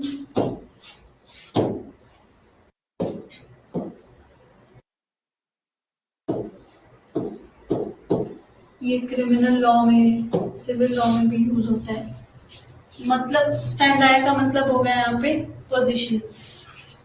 जो अग्रीव्ड पार्टी है, जो विक्टिम है किसी ऑफेंस की, वही तो कोर्ट में जाती है ना, विक्टिम या उसकी फैमिली, और इवन सिविल मैटर्स में भी दो पार्टीज होती हैं, पेटिशनर एक तरफ, दूसरी तरफ आपका डिफेंडेंट रहता है, रिस्पोंडेंट सॉरी। तो लोकस स्टैंडाई का मतलब यही है that you are in the position to appear in the court, एक विक्टिम की तरफ से। या फिर इसके मैं एक एग्जांपल देती हूँ कि इसकी एक्सेप्शन क्या है, उससे थोड़ा सा और क्लियर हो जाएगा। यहाँ पे क्या है कि आपको एक पार्टी की तरफ से, नॉट इवन विक्टिम, मतलब ये है कि एक पार्टी की तरफ से you have the right, you have the authority to appear in the court. Locus standi मतलब पोजीशन है, आप उस पोजीशन पे हो कि आप एक पार्टी के बिहाफ पे जा सको, या फिर खुद उस पार्टी के पास खुद तो वो पावर होती ही है कोर्ट में। आपके साथ आपके फोन चोरी हुआ तो आप खुद जाओगे ना, आप माइनर हो, आपके पेरेंट्स चले जाएंगे आपके बिहाफ पे, या कोई पर्सन मर्डर के केस में वो पर्सन खुद थोड़े ना जाएगा, उसके फैमिली इमीडिएट फैमिली मेंबर्स जाएंगे, राइट। लेकिन कुछ चीजें, एक दो प्रोविजंस हमारे पास, कुछ कॉन्सेप्ट ऐसे हैं जो इस प्रिंसिपल की एक्सेप्शन है। लोकस स्टैंडाई का यहाँ पे इसलिए दिया था कि हर तीसरा पर्सन नहीं बोल सकता। फॉर एग्जाम्पल मेरा और ईशा का डिस्प्यूट है, एंड जो गुरजीत है उसमें वो पार्टी नहीं है, मेरा और तुम्हारे मैटर है, तो ये तो थर्ड पर्सन है गुरजीत, तो ये क्यों मेरे या आपके बिहाफ पे कोर्ट में जाएगा? इनका तो थर्ड पार्टी की इन्वॉल्वमेंट नहीं बनती ना कोर्ट में। इसीलिए ये कॉन्सेप्ट है कि हर पार्टी ना दूसरी पार्टी के, इस पे लिख दिया आपने, ठीक है, दूसरी पार्टीज के बिहाफ पे जाके कोर्ट में, ऐसे तो पार्टीज ऐड होती रहेंगी, तो जो जिन पार्टीज का बनता है रेलेवेंट वही पार्टीज कोर्ट में जाएंगी। लेकिन जो पीआईएल का कॉन्सेप्ट है, पब्लिक इंटरेस्ट लिटिगेशन, वो क्या कहता है, वो इसकी एक्सेप्शन आ गई फिर कि पब्लिक पब्लिक के इंटरेस्ट, पब्लिक के वेलफेयर की जहां बात आती है, वहां पे लार्ज सोसाइटी एट लार्ज का कुछ राइट्स वायलेट हो रहे हैं, तो they can directly file petition, anyone can file a petition in the supreme court, PIL के फॉर्म में। पीआईएल तो सुना है ना आपने? सुना तो है। वो यही होता है। अब लोकस स्टैंडाई का मतलब आप लिखो, साथ साथ आपको क्लियर हो जाएगा। Right to bring an action, कि कौन सी पार्टी के पास राइट है एक्शन लेने का। Right to bring an action, comma, to be heard,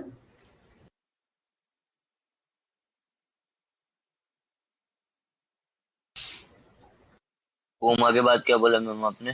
to be heard, HEARD, heard in court, कि कोर्ट में उनको सुना जाए। To bring an action, to be heard in court, comma, sufficient connection, ये इसके कई कई मीनिंग्स हो जाते हैं ना, ये थर्ड मीनिंग है इसका, sufficient connection and harm,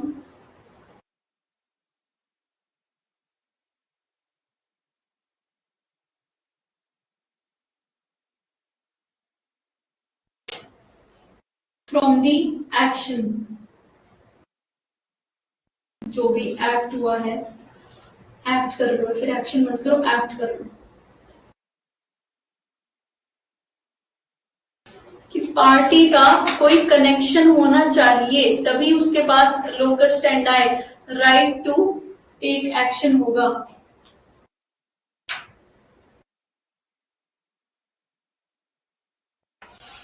clear हुआ? Yes ma'am. जी, ये आगे काफी अच्छे हैं, सारे इंपॉर्टेंट हैं, मतलब बहुत ज्यादा यूज होने वाली टर्म्स है ये। अब किसी थर्ड पर्सन के मैटर में हमारे पास लोकस स्टैंड आए नहीं है, we do not have the right to bring in action. लेकिन पीआईएल की जहाँ पे बात हो रही है कि फॉर एग्जांपल बहुत सारे वेजेस वर्कर्स हैं, उनके राइट्स वायलेट हो रहे हैं कहीं पे फैक्ट्रीज में, उसको देखते हुए कोई एडवोकेट्स बहुत सारे पीआईएल डालते हैं, not even advocates, any person can file the PIL. बहुत लॉ स्टूडेंट्स डालते हैं just to bring their name into limelight, फिर सुप्रीम कोर्ट उनको डांटता भी है। अगर आप न्यूज फॉलो करते हो तो सीजीआई ने भी पिछले मंथ भी कि do not waste the time of the court, कि आपको कोई भी मैटर पब्लिक इंटरेस्ट का बना के लेके आ रहे हो, क्योंकि फेमस हो जाते हैं बहुत बार। एमसी मेहता नाम सुना है? अभी पर आप जब पढ़ोगे तब बहुत सारे एनवायरनमेंट से रिलेटेड इश्यूज पे उन्होंने पीआईएल डाली थी।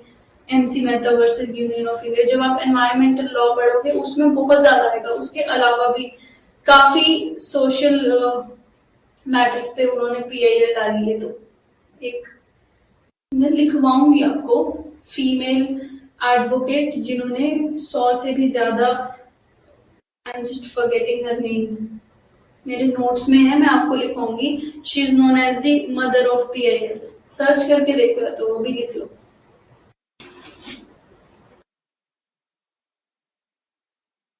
आई am not able to recall the name. Mother of PIL, mother of PIL, yes yes yes, हाँ जी यही है, कपिला हिंगोरानी, बिल्कुल। तो इन्होंने बहुत ज्यादा उस चीज को अच्छे से यूटिलाइज किया है। She is known as the mother of PILs in India. More than 100 public interest. हाँ जी, जी बिल्कुल।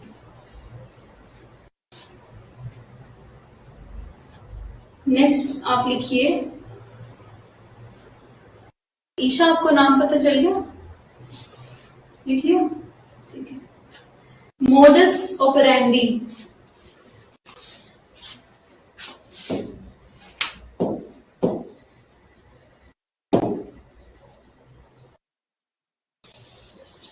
सिंपल मीनिंग है मोड ऑफ ऑपरेशन। मेथड कर सकते हो, मेथड ऑफ ऑपरेशन मतलब किसी चीज के फंक्शन करने का यही तरीका है, मेथड ऑफ ऑपरेशन। और नेक्स्ट लिखो, particular way of doing something. जैसे कोर्ट्स का एक अपना ही मॉडस ऑपरेंडी है कि वो उसी वे में प्रोसीड करेंगे, प्रोसीजर वैसे ही चलेगा जो सीआरपीसी ने बताया है।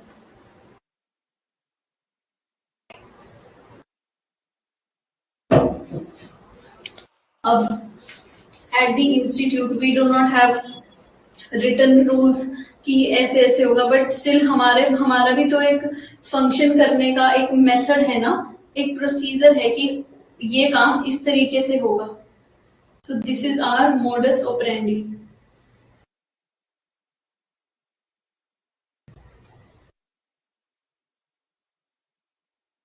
देन ये लिखो ऑबिटर, OBITER,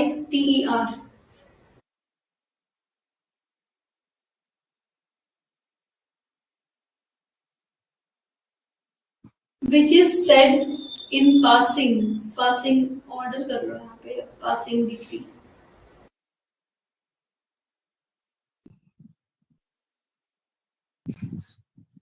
क्या लिखना है मैम ओबिटर में? जैसे ऑबिटर, हाँ ऑबिटर, अगर सिर्फ ऑबिटर है तो आप इतना लिखो, which is said in passing, आगे लिखवा रही हूँ passing। नेक्स्ट लाइन में लिखो such statements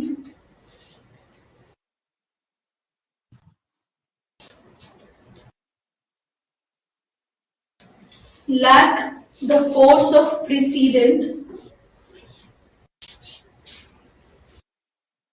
Such statements lack the force of precedent but nevertheless be significant. कि जजमेंट मैं चलो पहले डिक्टेट करा देती हूँ. कहाँ तक लिखा है आपने? सिग्निफिकेंट. ठीक है. Such statements lack the force of precedent but nevertheless be significant. कि कुछ स्टेटमेंट क्या होता है, कोर्ट रिटर्न में नहीं लिखवाते हैं पर कोर्ट की प्रोसीडिंग्स के दौरान जज ने या मैजिस्ट्रेट ने कोई स्टेटमेंट पास कर दी, वो फोर्सफुल तो नहीं, मतलब इम्प्लीमेंट नहीं हो पाए क्योंकि वो रिटर्न में नहीं आई, तो प्रेसिडेंट में फोर्स आप नहीं उस पर अप्लाई कर सकते, पर वो सिग्निफिकेंट रही. वो ऑब्जर्वेशन जो ओरल ऑब्जर्वेशन थी कोर्ट की, दैट वाज सिग्निफिकेंट. ऑबिटर इसको कहेंगे कि कोर्ट के द्वारा कोई बात बोली गई जो सिग्निफिकेंट हो.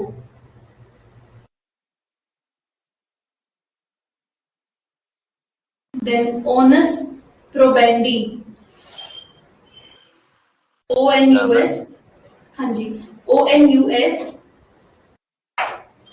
then PROBANDI.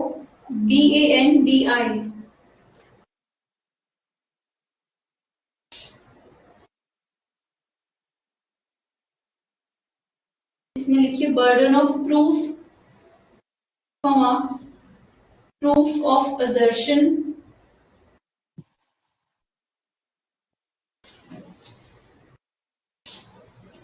burden of proof, proof of assertion. Next, it includes both the burden of production and persuasion. अभी इसका मतलब समझाती हूँ.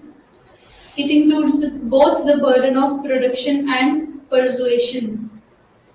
Onus probandi, burden of proof की जो बात करते हैं, अगर जब आप लॉ स्टूडेंट बन जाएंगे, डिटेल में पढ़ोगे, तो onus of proof और burden of proof में भी थोड़ा डिफरेंस है, पर इस स्टेज के लिए आप onus probandi को burden of proof समझे.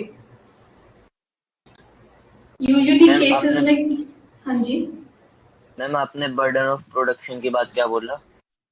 And persuasion, PERSUASION. ठीक है.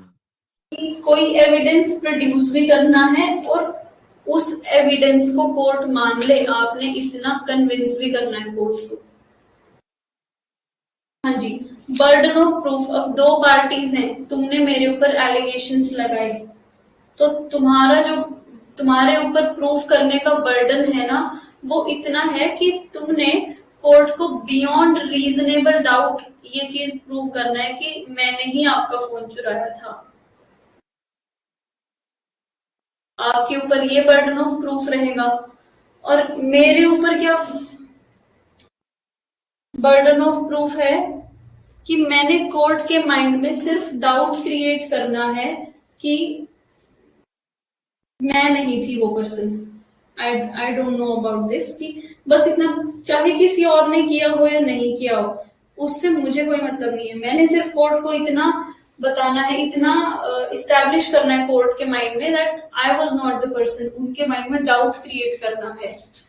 आपका बर्डन ऑफ प्रूफ क्या रहा? Beyond reasonable doubt. अब आपने कोई एविडेंसेस दे दिए जो बहुत स्ट्रॉन्ग है, फिर वो शिफ्ट हो गया मुझ पे, मुझे उस एविडेंस को गलत प्रूव करना है, तो ये शिफ्ट होता रहता है.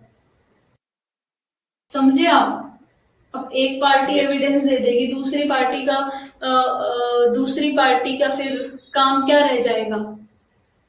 अपने ओपोनेंट को गलत प्रूव करना. तो वो शिफ्ट होता रहता है दोनों पार्टीज पे. Onus probandi, burden of proof. समझ आया आपको? Yes ma'am. अभी मैं आपको ज्यादा डिटेल में नहीं पढ़ा रही हूँ क्योंकि आप अभी 12th, आप हो अभी स्कूल में, है ना? पास Yes, year pass out. Okay, ठीक है। लॉ में आप इन सब चीजों को बहुत डिटेल में पढ़ोगे, पूरे पूरे लेक्चर आपके ऐसे कॉन्सेप्ट्स पे जाएंगे तब जाके क्लियर होंगे। हाँ, हम यहाँ पे बेसिक इनका मीनिंग जरूर डिस्कस कर लेते हैं ताकि आप समझ पाओ कि किस कॉन्टेक्स्ट में क्या बात कही गई है। वैसे ये इजी था, बर्डन ऑफ प्रूफ मुश्किल तो नहीं था समझना? No ma'am. ठीक है, गुड। देन लिखिए पेरेंट्स पैट्रिएट।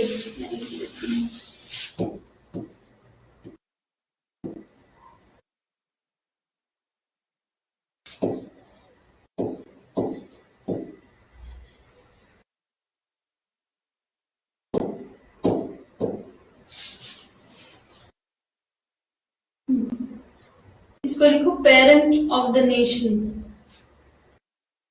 फादर ऑफ नेशन अलग है, ये चीज अलग है। Parent of the nation, comma, legal protector of citizens, unable to protect themselves. जो सिटीजन्स अपने राइट्स को प्रोटेक्ट नहीं कर पाते हैं खुद, उनके राइट्स को कौन प्रोटेक्ट करता है? Indian judiciary, or courts. तो कोर्ट के लिए ये टर्म यूज होती है, legal protector of the citizens unable to protect themselves, parens patriae. जी। नेक्स्ट टर्म है, कॉन्स्टिट्यूशन में काफी यूज होती है, पैरी पैसू। ऐसे हाँ जी, वही कहते हैं, लिख दो। हाँ, टर्म्स ही ऐसी ये है आपकी टर्म।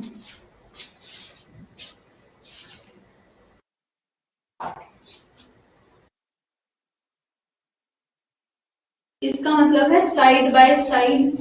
लिखिए मीनिंग्स इज, टर्म्स थोड़ा मुश्किल है क्योंकि हमने ऐसे वर्ड्स यूजुअली, क्योंकि this is Latin right, English में नहीं है ये, बट इनके मीनिंग्स बिल्कुल सिंपल है, easy. Side by side, comma, at the same rate, equally, ये इसके अलग अलग मीनिंग्स लिखवा रही हूँ, comma, on equal footing. On equal footing, दो चीजों को इक्वल फुटिंग पे रखना, मतलब इक्वल स्टेटस देना। For example, the rights of women have been made pari passu to the rights given to the men. इसका क्या मतलब आ गया कि इक्वल फुटिंग पे हैं दोनों के राइट्स।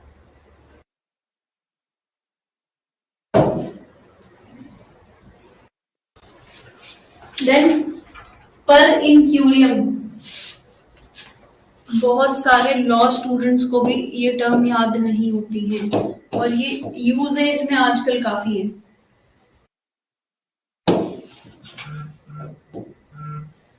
पर इंक्यूरियम,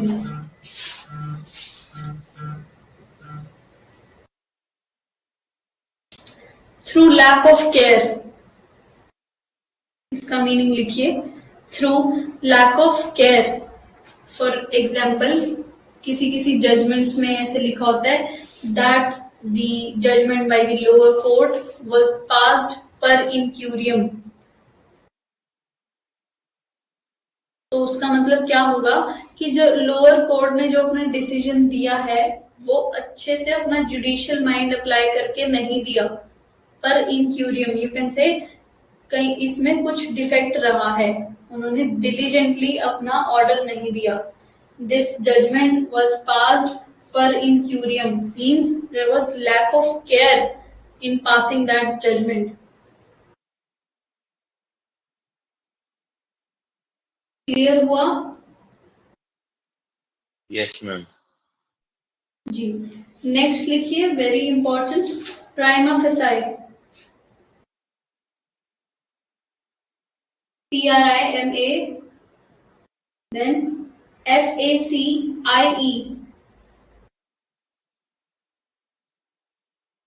मीनिंग लिखो at first sight, ma'am FAC के बाद क्या? FACIE।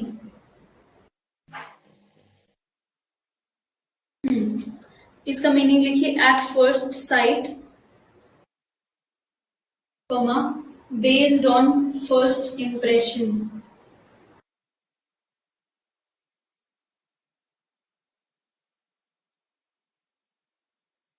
एट फर्स्ट साइट तो तुमने ये फ्रेज तो काफी सुना होगा, लव एट फर्स्ट साइट सुना है ना, तो तुम अब उसको लीगल लैंग्वेज में क्या कहोगे? Love prima facie, prima facie love, ऐसे तुम्हें याद रहेगा। We can have this love at first sight with food, right? जरूरी थोड़ी किसी पर्सन से ही हो, तो इससे तुम्हें याद रहेगा एट फर्स्ट साइट मतलब पहली नजर में, या फिर पहला इंप्रेशन जो है किसी चीज पे आपका। अब लीगली तुम्हें थोड़ा सा समझाती हूँ। फॉर एग्जाम्पल, पुलिस के सामने कोई केस आता है, तो जो सबसे पहले इंफॉर्मेंट अपनी स्टोरी सुनाता है SHO को, उसको नजर में रखते हुए पहला इंप्रेशन क्या है SHO का, तो वो FIR में लिखते हैं। देन IPC की कौन कौन से सेक्शंस लगे हैं वो वहां पे लिख देते हैं, क्योंकि प्राइमा फेसाई उस स्टोरी से क्या इंप्रेशन बन रहा है, you can say the first impression, उस पर कोई चीज बेस्ड होती है। This is that thing is known prima facie. मैंने ये पहले भी यूज किया था ना, जैसे प्राइमा फेसाई देखने पे कोई डिफेक्ट आपको नहीं मिला, तो वो आपका क्या बन गया? Latent defect. फर्स्ट इंप्रेशन में कोई चीज नहीं क्लियर हुई। Prima facie is basically first impression. और मैजिस्ट्रेट इंक्वायरी करता है, प्रिलिमिनरी इंक्वायरी कंडक्ट की, तो प्राइमा फेसाई वही कंप्लेनेंट की स्टोरी पे अगर चार्जेस कौन से बन रहे हैं कौन से नहीं, वो देखते हैं कि whether the case is made out और नॉट। अगर उनको लगता है पहले इंप्रेशन से कि स्टोरी जेन्युइन है, तभी वो आगे फर्दर प्रोसीडिंग्स के लिए मूव करते हैं, otherwise they just close the case. अगर उनको लगे कि these are fake false allegations, क्योंकि आजकल वो भी काफी ट्रेंड में है, इतने वैसे काफी सालों से।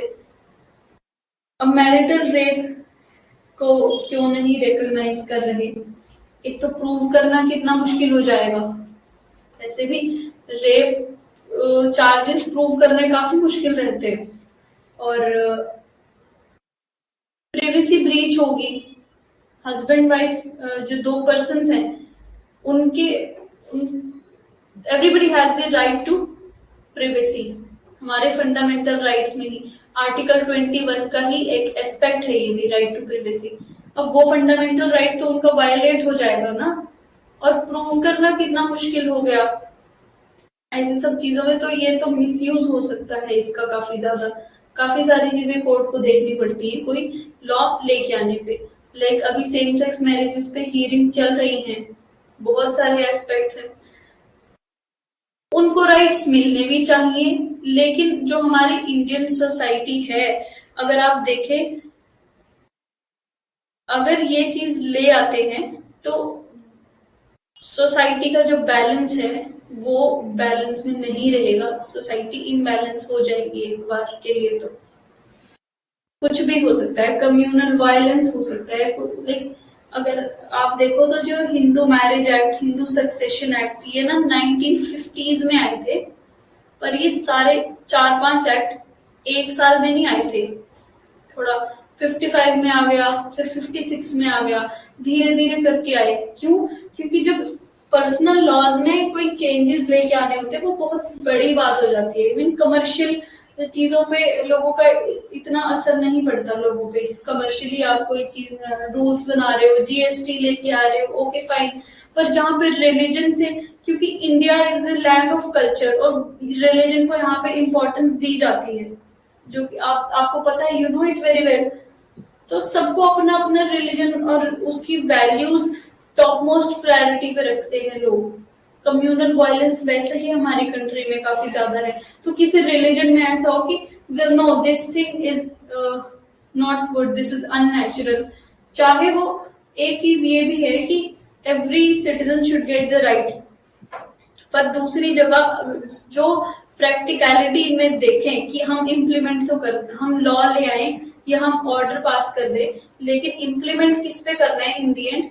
लोगों पे। और जो लोग जिनकी थिंकिंग ऐसी है कि वो रिलीजन को और अपने ट्रेडिशन को प्रायोरिटी देते हो, कितने भी पढ़े लिखे लोग हों, एजुकेशन भी है, but still people are most of the people are not in favour of same sex marriages, क्योंकि इसके कंसिक्वेंसेस भी कोर्ट को सोच के चलने हैं। अगर ये अलाउ कर दिया, अभी एग्जांपल देती हूँ, से यहाँ पे पीजीज होते हैं या फिर हॉस्टल्स होते हैं, यूनिवर्सिटीज में यू हैव हॉस्टल्स, तो गर्ल्स हॉस्टल और बॉयज हॉस्टल अलग अलग है ना? क्यों है? बिकॉज एक नोशन है हमारी सोसाइटी के माइंड में कि गर्ल्स आपस में they will not get into any sexual relationship, right? यही नोशन है ना अभी तक? हेलो? Yes ma'am. हाँ जी। तो ये अगर चीज अलाउ कर दी जाती है, फिर तो पेरेंट्स अपनी लड़कियों को लड़कियों के साथ भी नहीं रखेंगे। हो सकता है ना, ये कंसिक्वेंसेस हो सकते हैं इस चीज के। Yes ma'am. Like anybody can be into relationship with any person.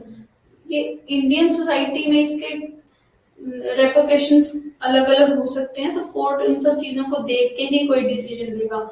अब जैसे per incuriam through lack of care, ये जजमेंट पर इंक्यूरियम नहीं पास की जा सकती, इसमें केयर एंड डिलीजेंस बहुत चाहिए, because it is a sensitive matter. समझ आया? यूज हो गया आपका एक और मैगजीन? Yes ma'am. तो प्राइम ऑफिसर आपको पता चल गया था, बेस्ड ऑन फर्स्ट इंप्रेशन। लिख लिया था? यस मैम, लिख लिया था। जी, नेक्स्ट लिखो, pro bono publico. Pro bono, आपने एडवोकेट से सुना होगा that we do pro bono cases, सुना है कभी? No ma'am. ओके। इसका मतलब है जो प्रोफेशनल काम आप वॉलंटरी टेकअप करते हो without even payment.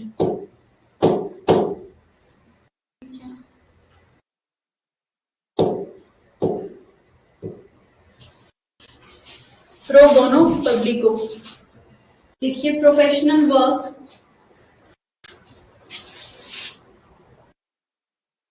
undertaken voluntarily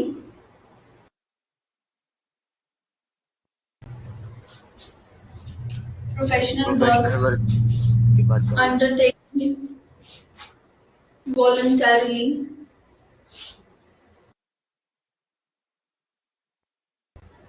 and without payment,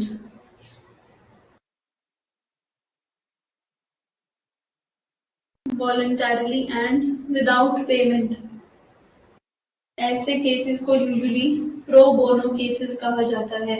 कि कुछ पार्टीज, कुछ लोग ऐसे होते हैं कि एडवोकेट की फीस वो अफोर्ड नहीं कर पाते हैं, तो एडवोकेट प्रो बोनो केसेस करते हैं कि okay fine, we will represent you in the court और आप हमें फीस भी नहीं दो, कोई बात नहीं।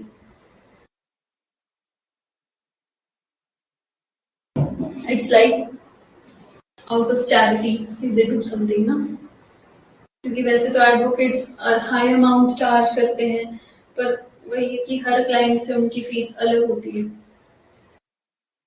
It depends on the client.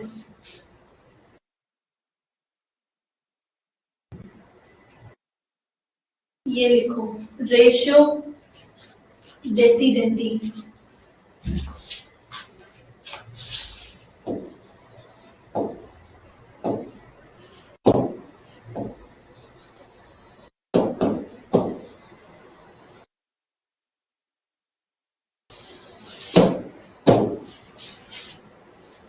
Meaning,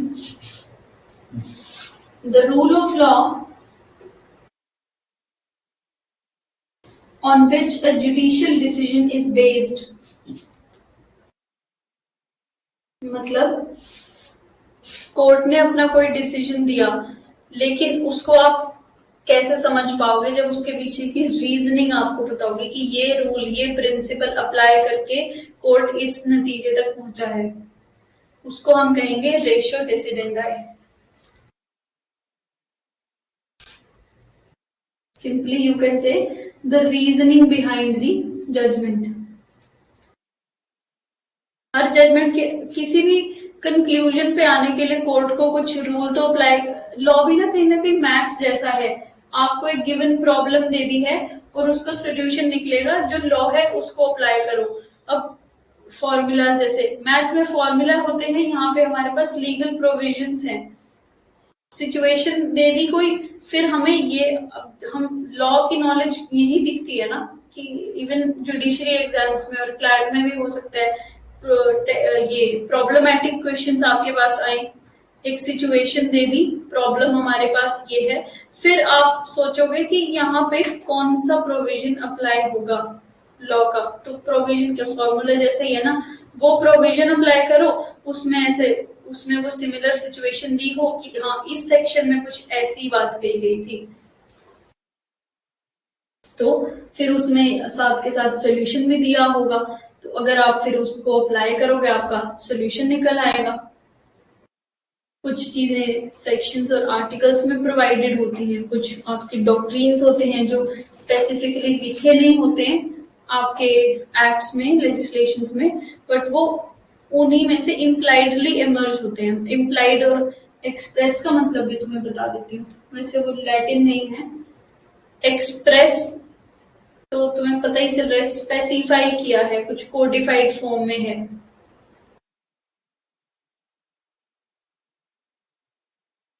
expressly specified, ऐसे बहुत ये यूज होते हैं बेयर एक्ट में वर्ड्स जो मैं आपको बता रही हूँ। और इम्प्लाइड वो चीज है जो कहीं ना प्रोवाइडेड नहीं है, स्पेसिफिकली लिखी नहीं आपके किसी बेयर एक्ट में या फिर किसी कॉन्ट्रैक्ट में। बेयर एक्ट तो भी आपको पढ़नी है, इसलिए बोल रही हूँ। फॉर एग्जाम्पल किसी कॉन्ट्रैक्ट में कुछ टर्म्स है कि you are suppose to do this, तो वो एक्सप्रेस हो गया कि तुमने मुझे इतना पे करना है इस डेट पर, तुमने स्पेसिफाई कर दिया अमाउंट, वो है एक्सप्रेस टर्म्स। कुछ चीजें हैं कि कुछ ड्यूटी हैं, तुमने वो एक्सप्रेसली नहीं लिखी, पर वो इम्प्लाइड है कि दोनों पार्टीज आपस में कम्युनिकेशन बना के रखेंगी, ऐसे ऐसे कोई। फॉर एग्जाम्पल वो टर्म इम्प्लाइड है, तुमने लिखी नहीं है, कि कोई टर्म जो तुम स्पेसिफिकली मेंशन ना करो, पर बाकी चीजों के बेस पे वो टर्म इम्प्लाई हो जाए कि हाँ इसका ये मतलब निकल के आ रहा है। एक्सप्रेस जो स्पेसिफिकली प्रोवाइडेड है, इम्प्लाइड जो स्पेसिफिकली प्रोवाइडेड नहीं है। जब हम कुछ पढ़ेंगे धीरे धीरे, इसका कहीं पे कोई एग्जाम्पल आएगा, मैं आपको बताती जाऊंगी, ठीक है। Okay. Then sine qua non, ये बहुत इंपॉर्टेंट है, ये यूज भी होता है इवन आंसर्स में यूज। बेसिक इंग्लिश में तो बहुत इजी वाला है, इसका सिंपल मतलब ये है एसेंशियल।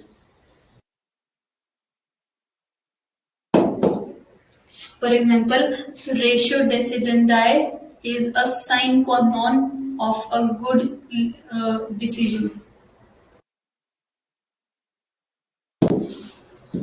मतलब समझ आया आपको जो मैंने बोला?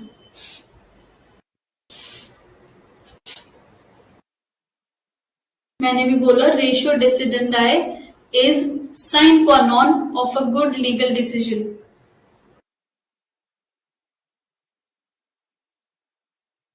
इसका मतलब हमने क्या किया था, रूल ऑफ लॉ जिसपे कोई जजमेंट बेस्ड हो, और इसका मतलब क्या है एसेंशियल, किसी चीज की कोई एसेंशियल एलिमेंट। गुरजीत समझ नहीं आया क्या? आ गया। आया आपको ईशा समझ? ये जो टर्म है ना, इसका मतलब सिर्फ इतना ही है, किसी चीज का एसेंशियल एलिमेंट होना। और मैंने आपको एक एग्जाम्पल दिया है, हमने इसका मतलब देखा था रीजन बिहाइंड द जजमेंट। तो हम क्या बोलेंगे कि reason behind the judgment is essential for a good legal decision. तो हमने इसको लेटिन टर्म्स यूज कर लिया, अब ये इंग्लिश में बोला, लेटिन टर्म्स यूज करोगे क्या बनेगा, रेशियो डिसिडेंडाई इज एसेंशियल की जगह ये यूज कर दो, sine qua non of a good legal decision. अच्छा, जैसे वो था, क्या कहते हैं, एक्टस रिजमेंटियस की मैम, वो क्राइम के एसेंशियल्स हैं। हाँ, ये मैंने बस आपको एक एग्जाम्पल दिया है एसेंशियल्स। हाँ, तो आप, हाँ, क्राइम की बात करें ना हम, तो ये लिख सकते हैं ना हम, एक्टस रियस एंड मेंस रिया, और ये देखो, ये आपको एक स्टेटमेंट ही बन गई,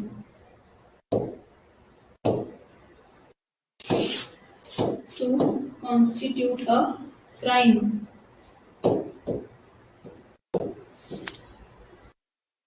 ये स्टेटमेंट लिख लो आप, ऐसे एग्जाम्पल के तौर पे आपको याद रहेगा।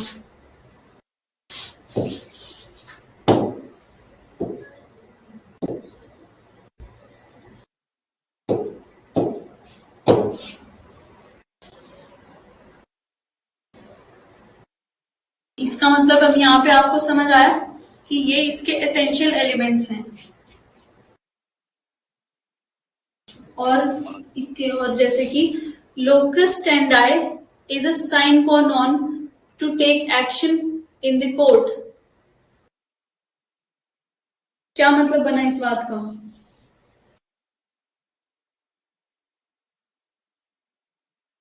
अभी कराया था ना locus standi. Locus standi is a sine qua non to take a legal action in the court.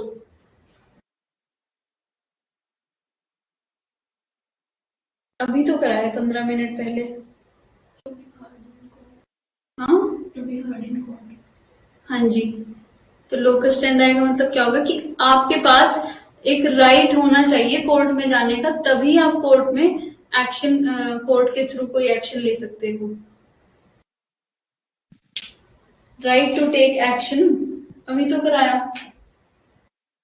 Confusion है कोई?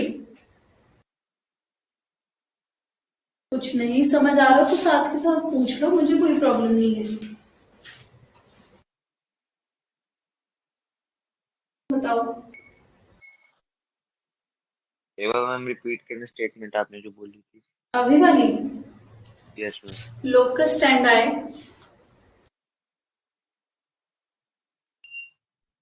is a sine qua non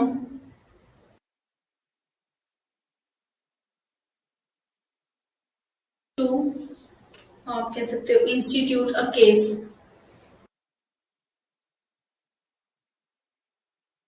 to institute a case.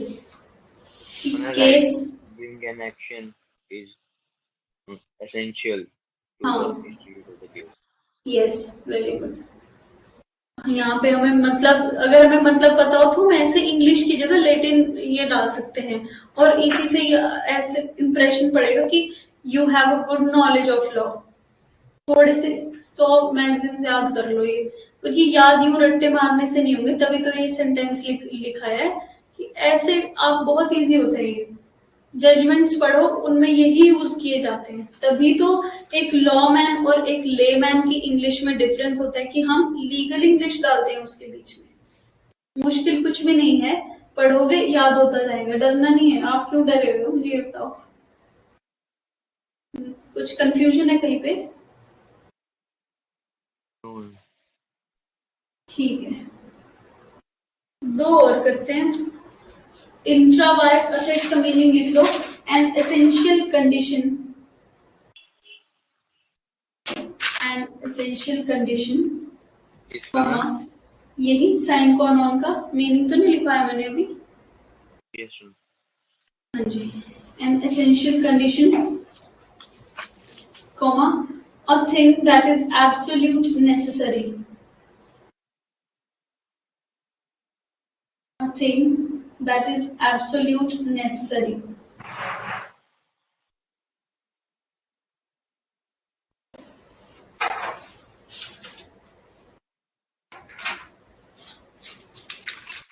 Yes, ma'am. एक है हमारे पास टर्म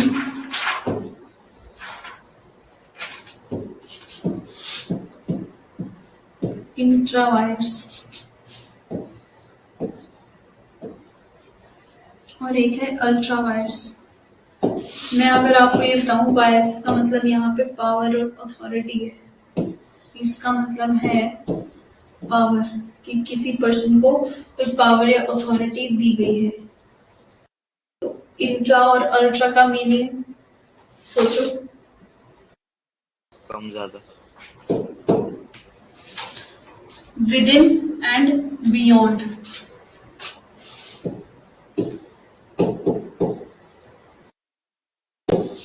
इंट्रा ऐसे होता है ना कि किसी चीज के अंदर ही। इसके बाद इतनी पावर है उससे बढ़ ज्यादा। मैं इसका मीनिंग बताती हूँ।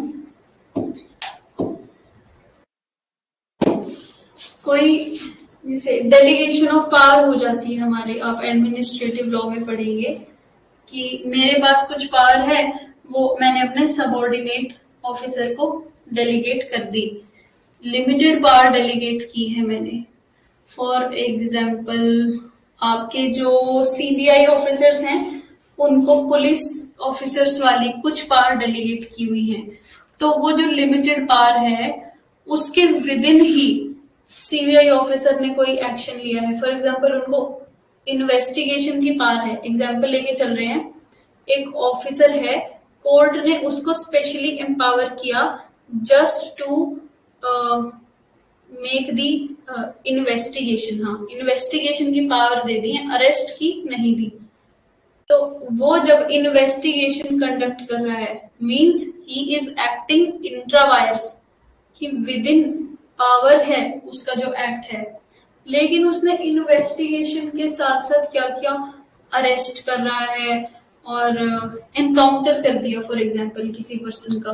तो वो पावर तो उसको कोर्ट ने दी ही नहीं थी अरेस्ट करने की। So that act was done ultra vires, मतलब बियॉन्ड पावर। वायर्स का मतलब यहाँ पे है power, intra, within, ultra, beyond. याद रहेगा?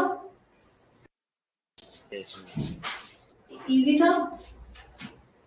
Yes ma'am.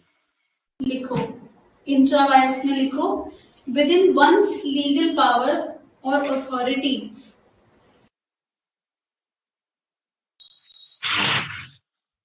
With in one's legal power और अथॉरिटी।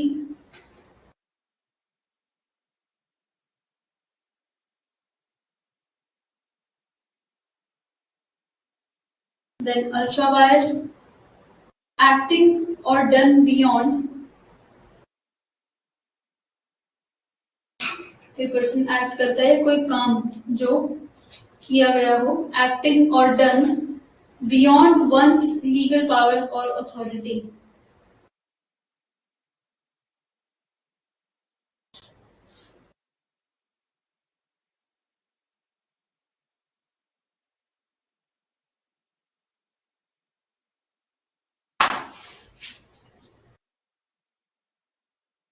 हाँ जी,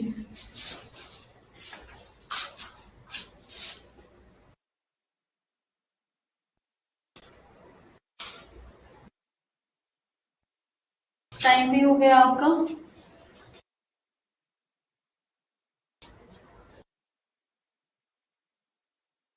ये और करोगे लीगल मैगजीन्स अभी नहीं जाने।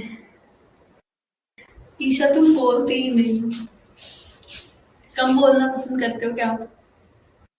नहीं बोल, मैं शर्माते हो फिर तुम क्लास में आके। काफी है आज के लिए, और पढ़ाऊं? काफी है मैम। काफी है। हाँ, तो ये भी नहीं तुम बोल रहे हो। चलो रिवाइज करके आना इनको जरूर। नेक्स्ट क्लास में आपको अभी भी बता दो, कोई डाउट है वी कैन डिस्कस इट।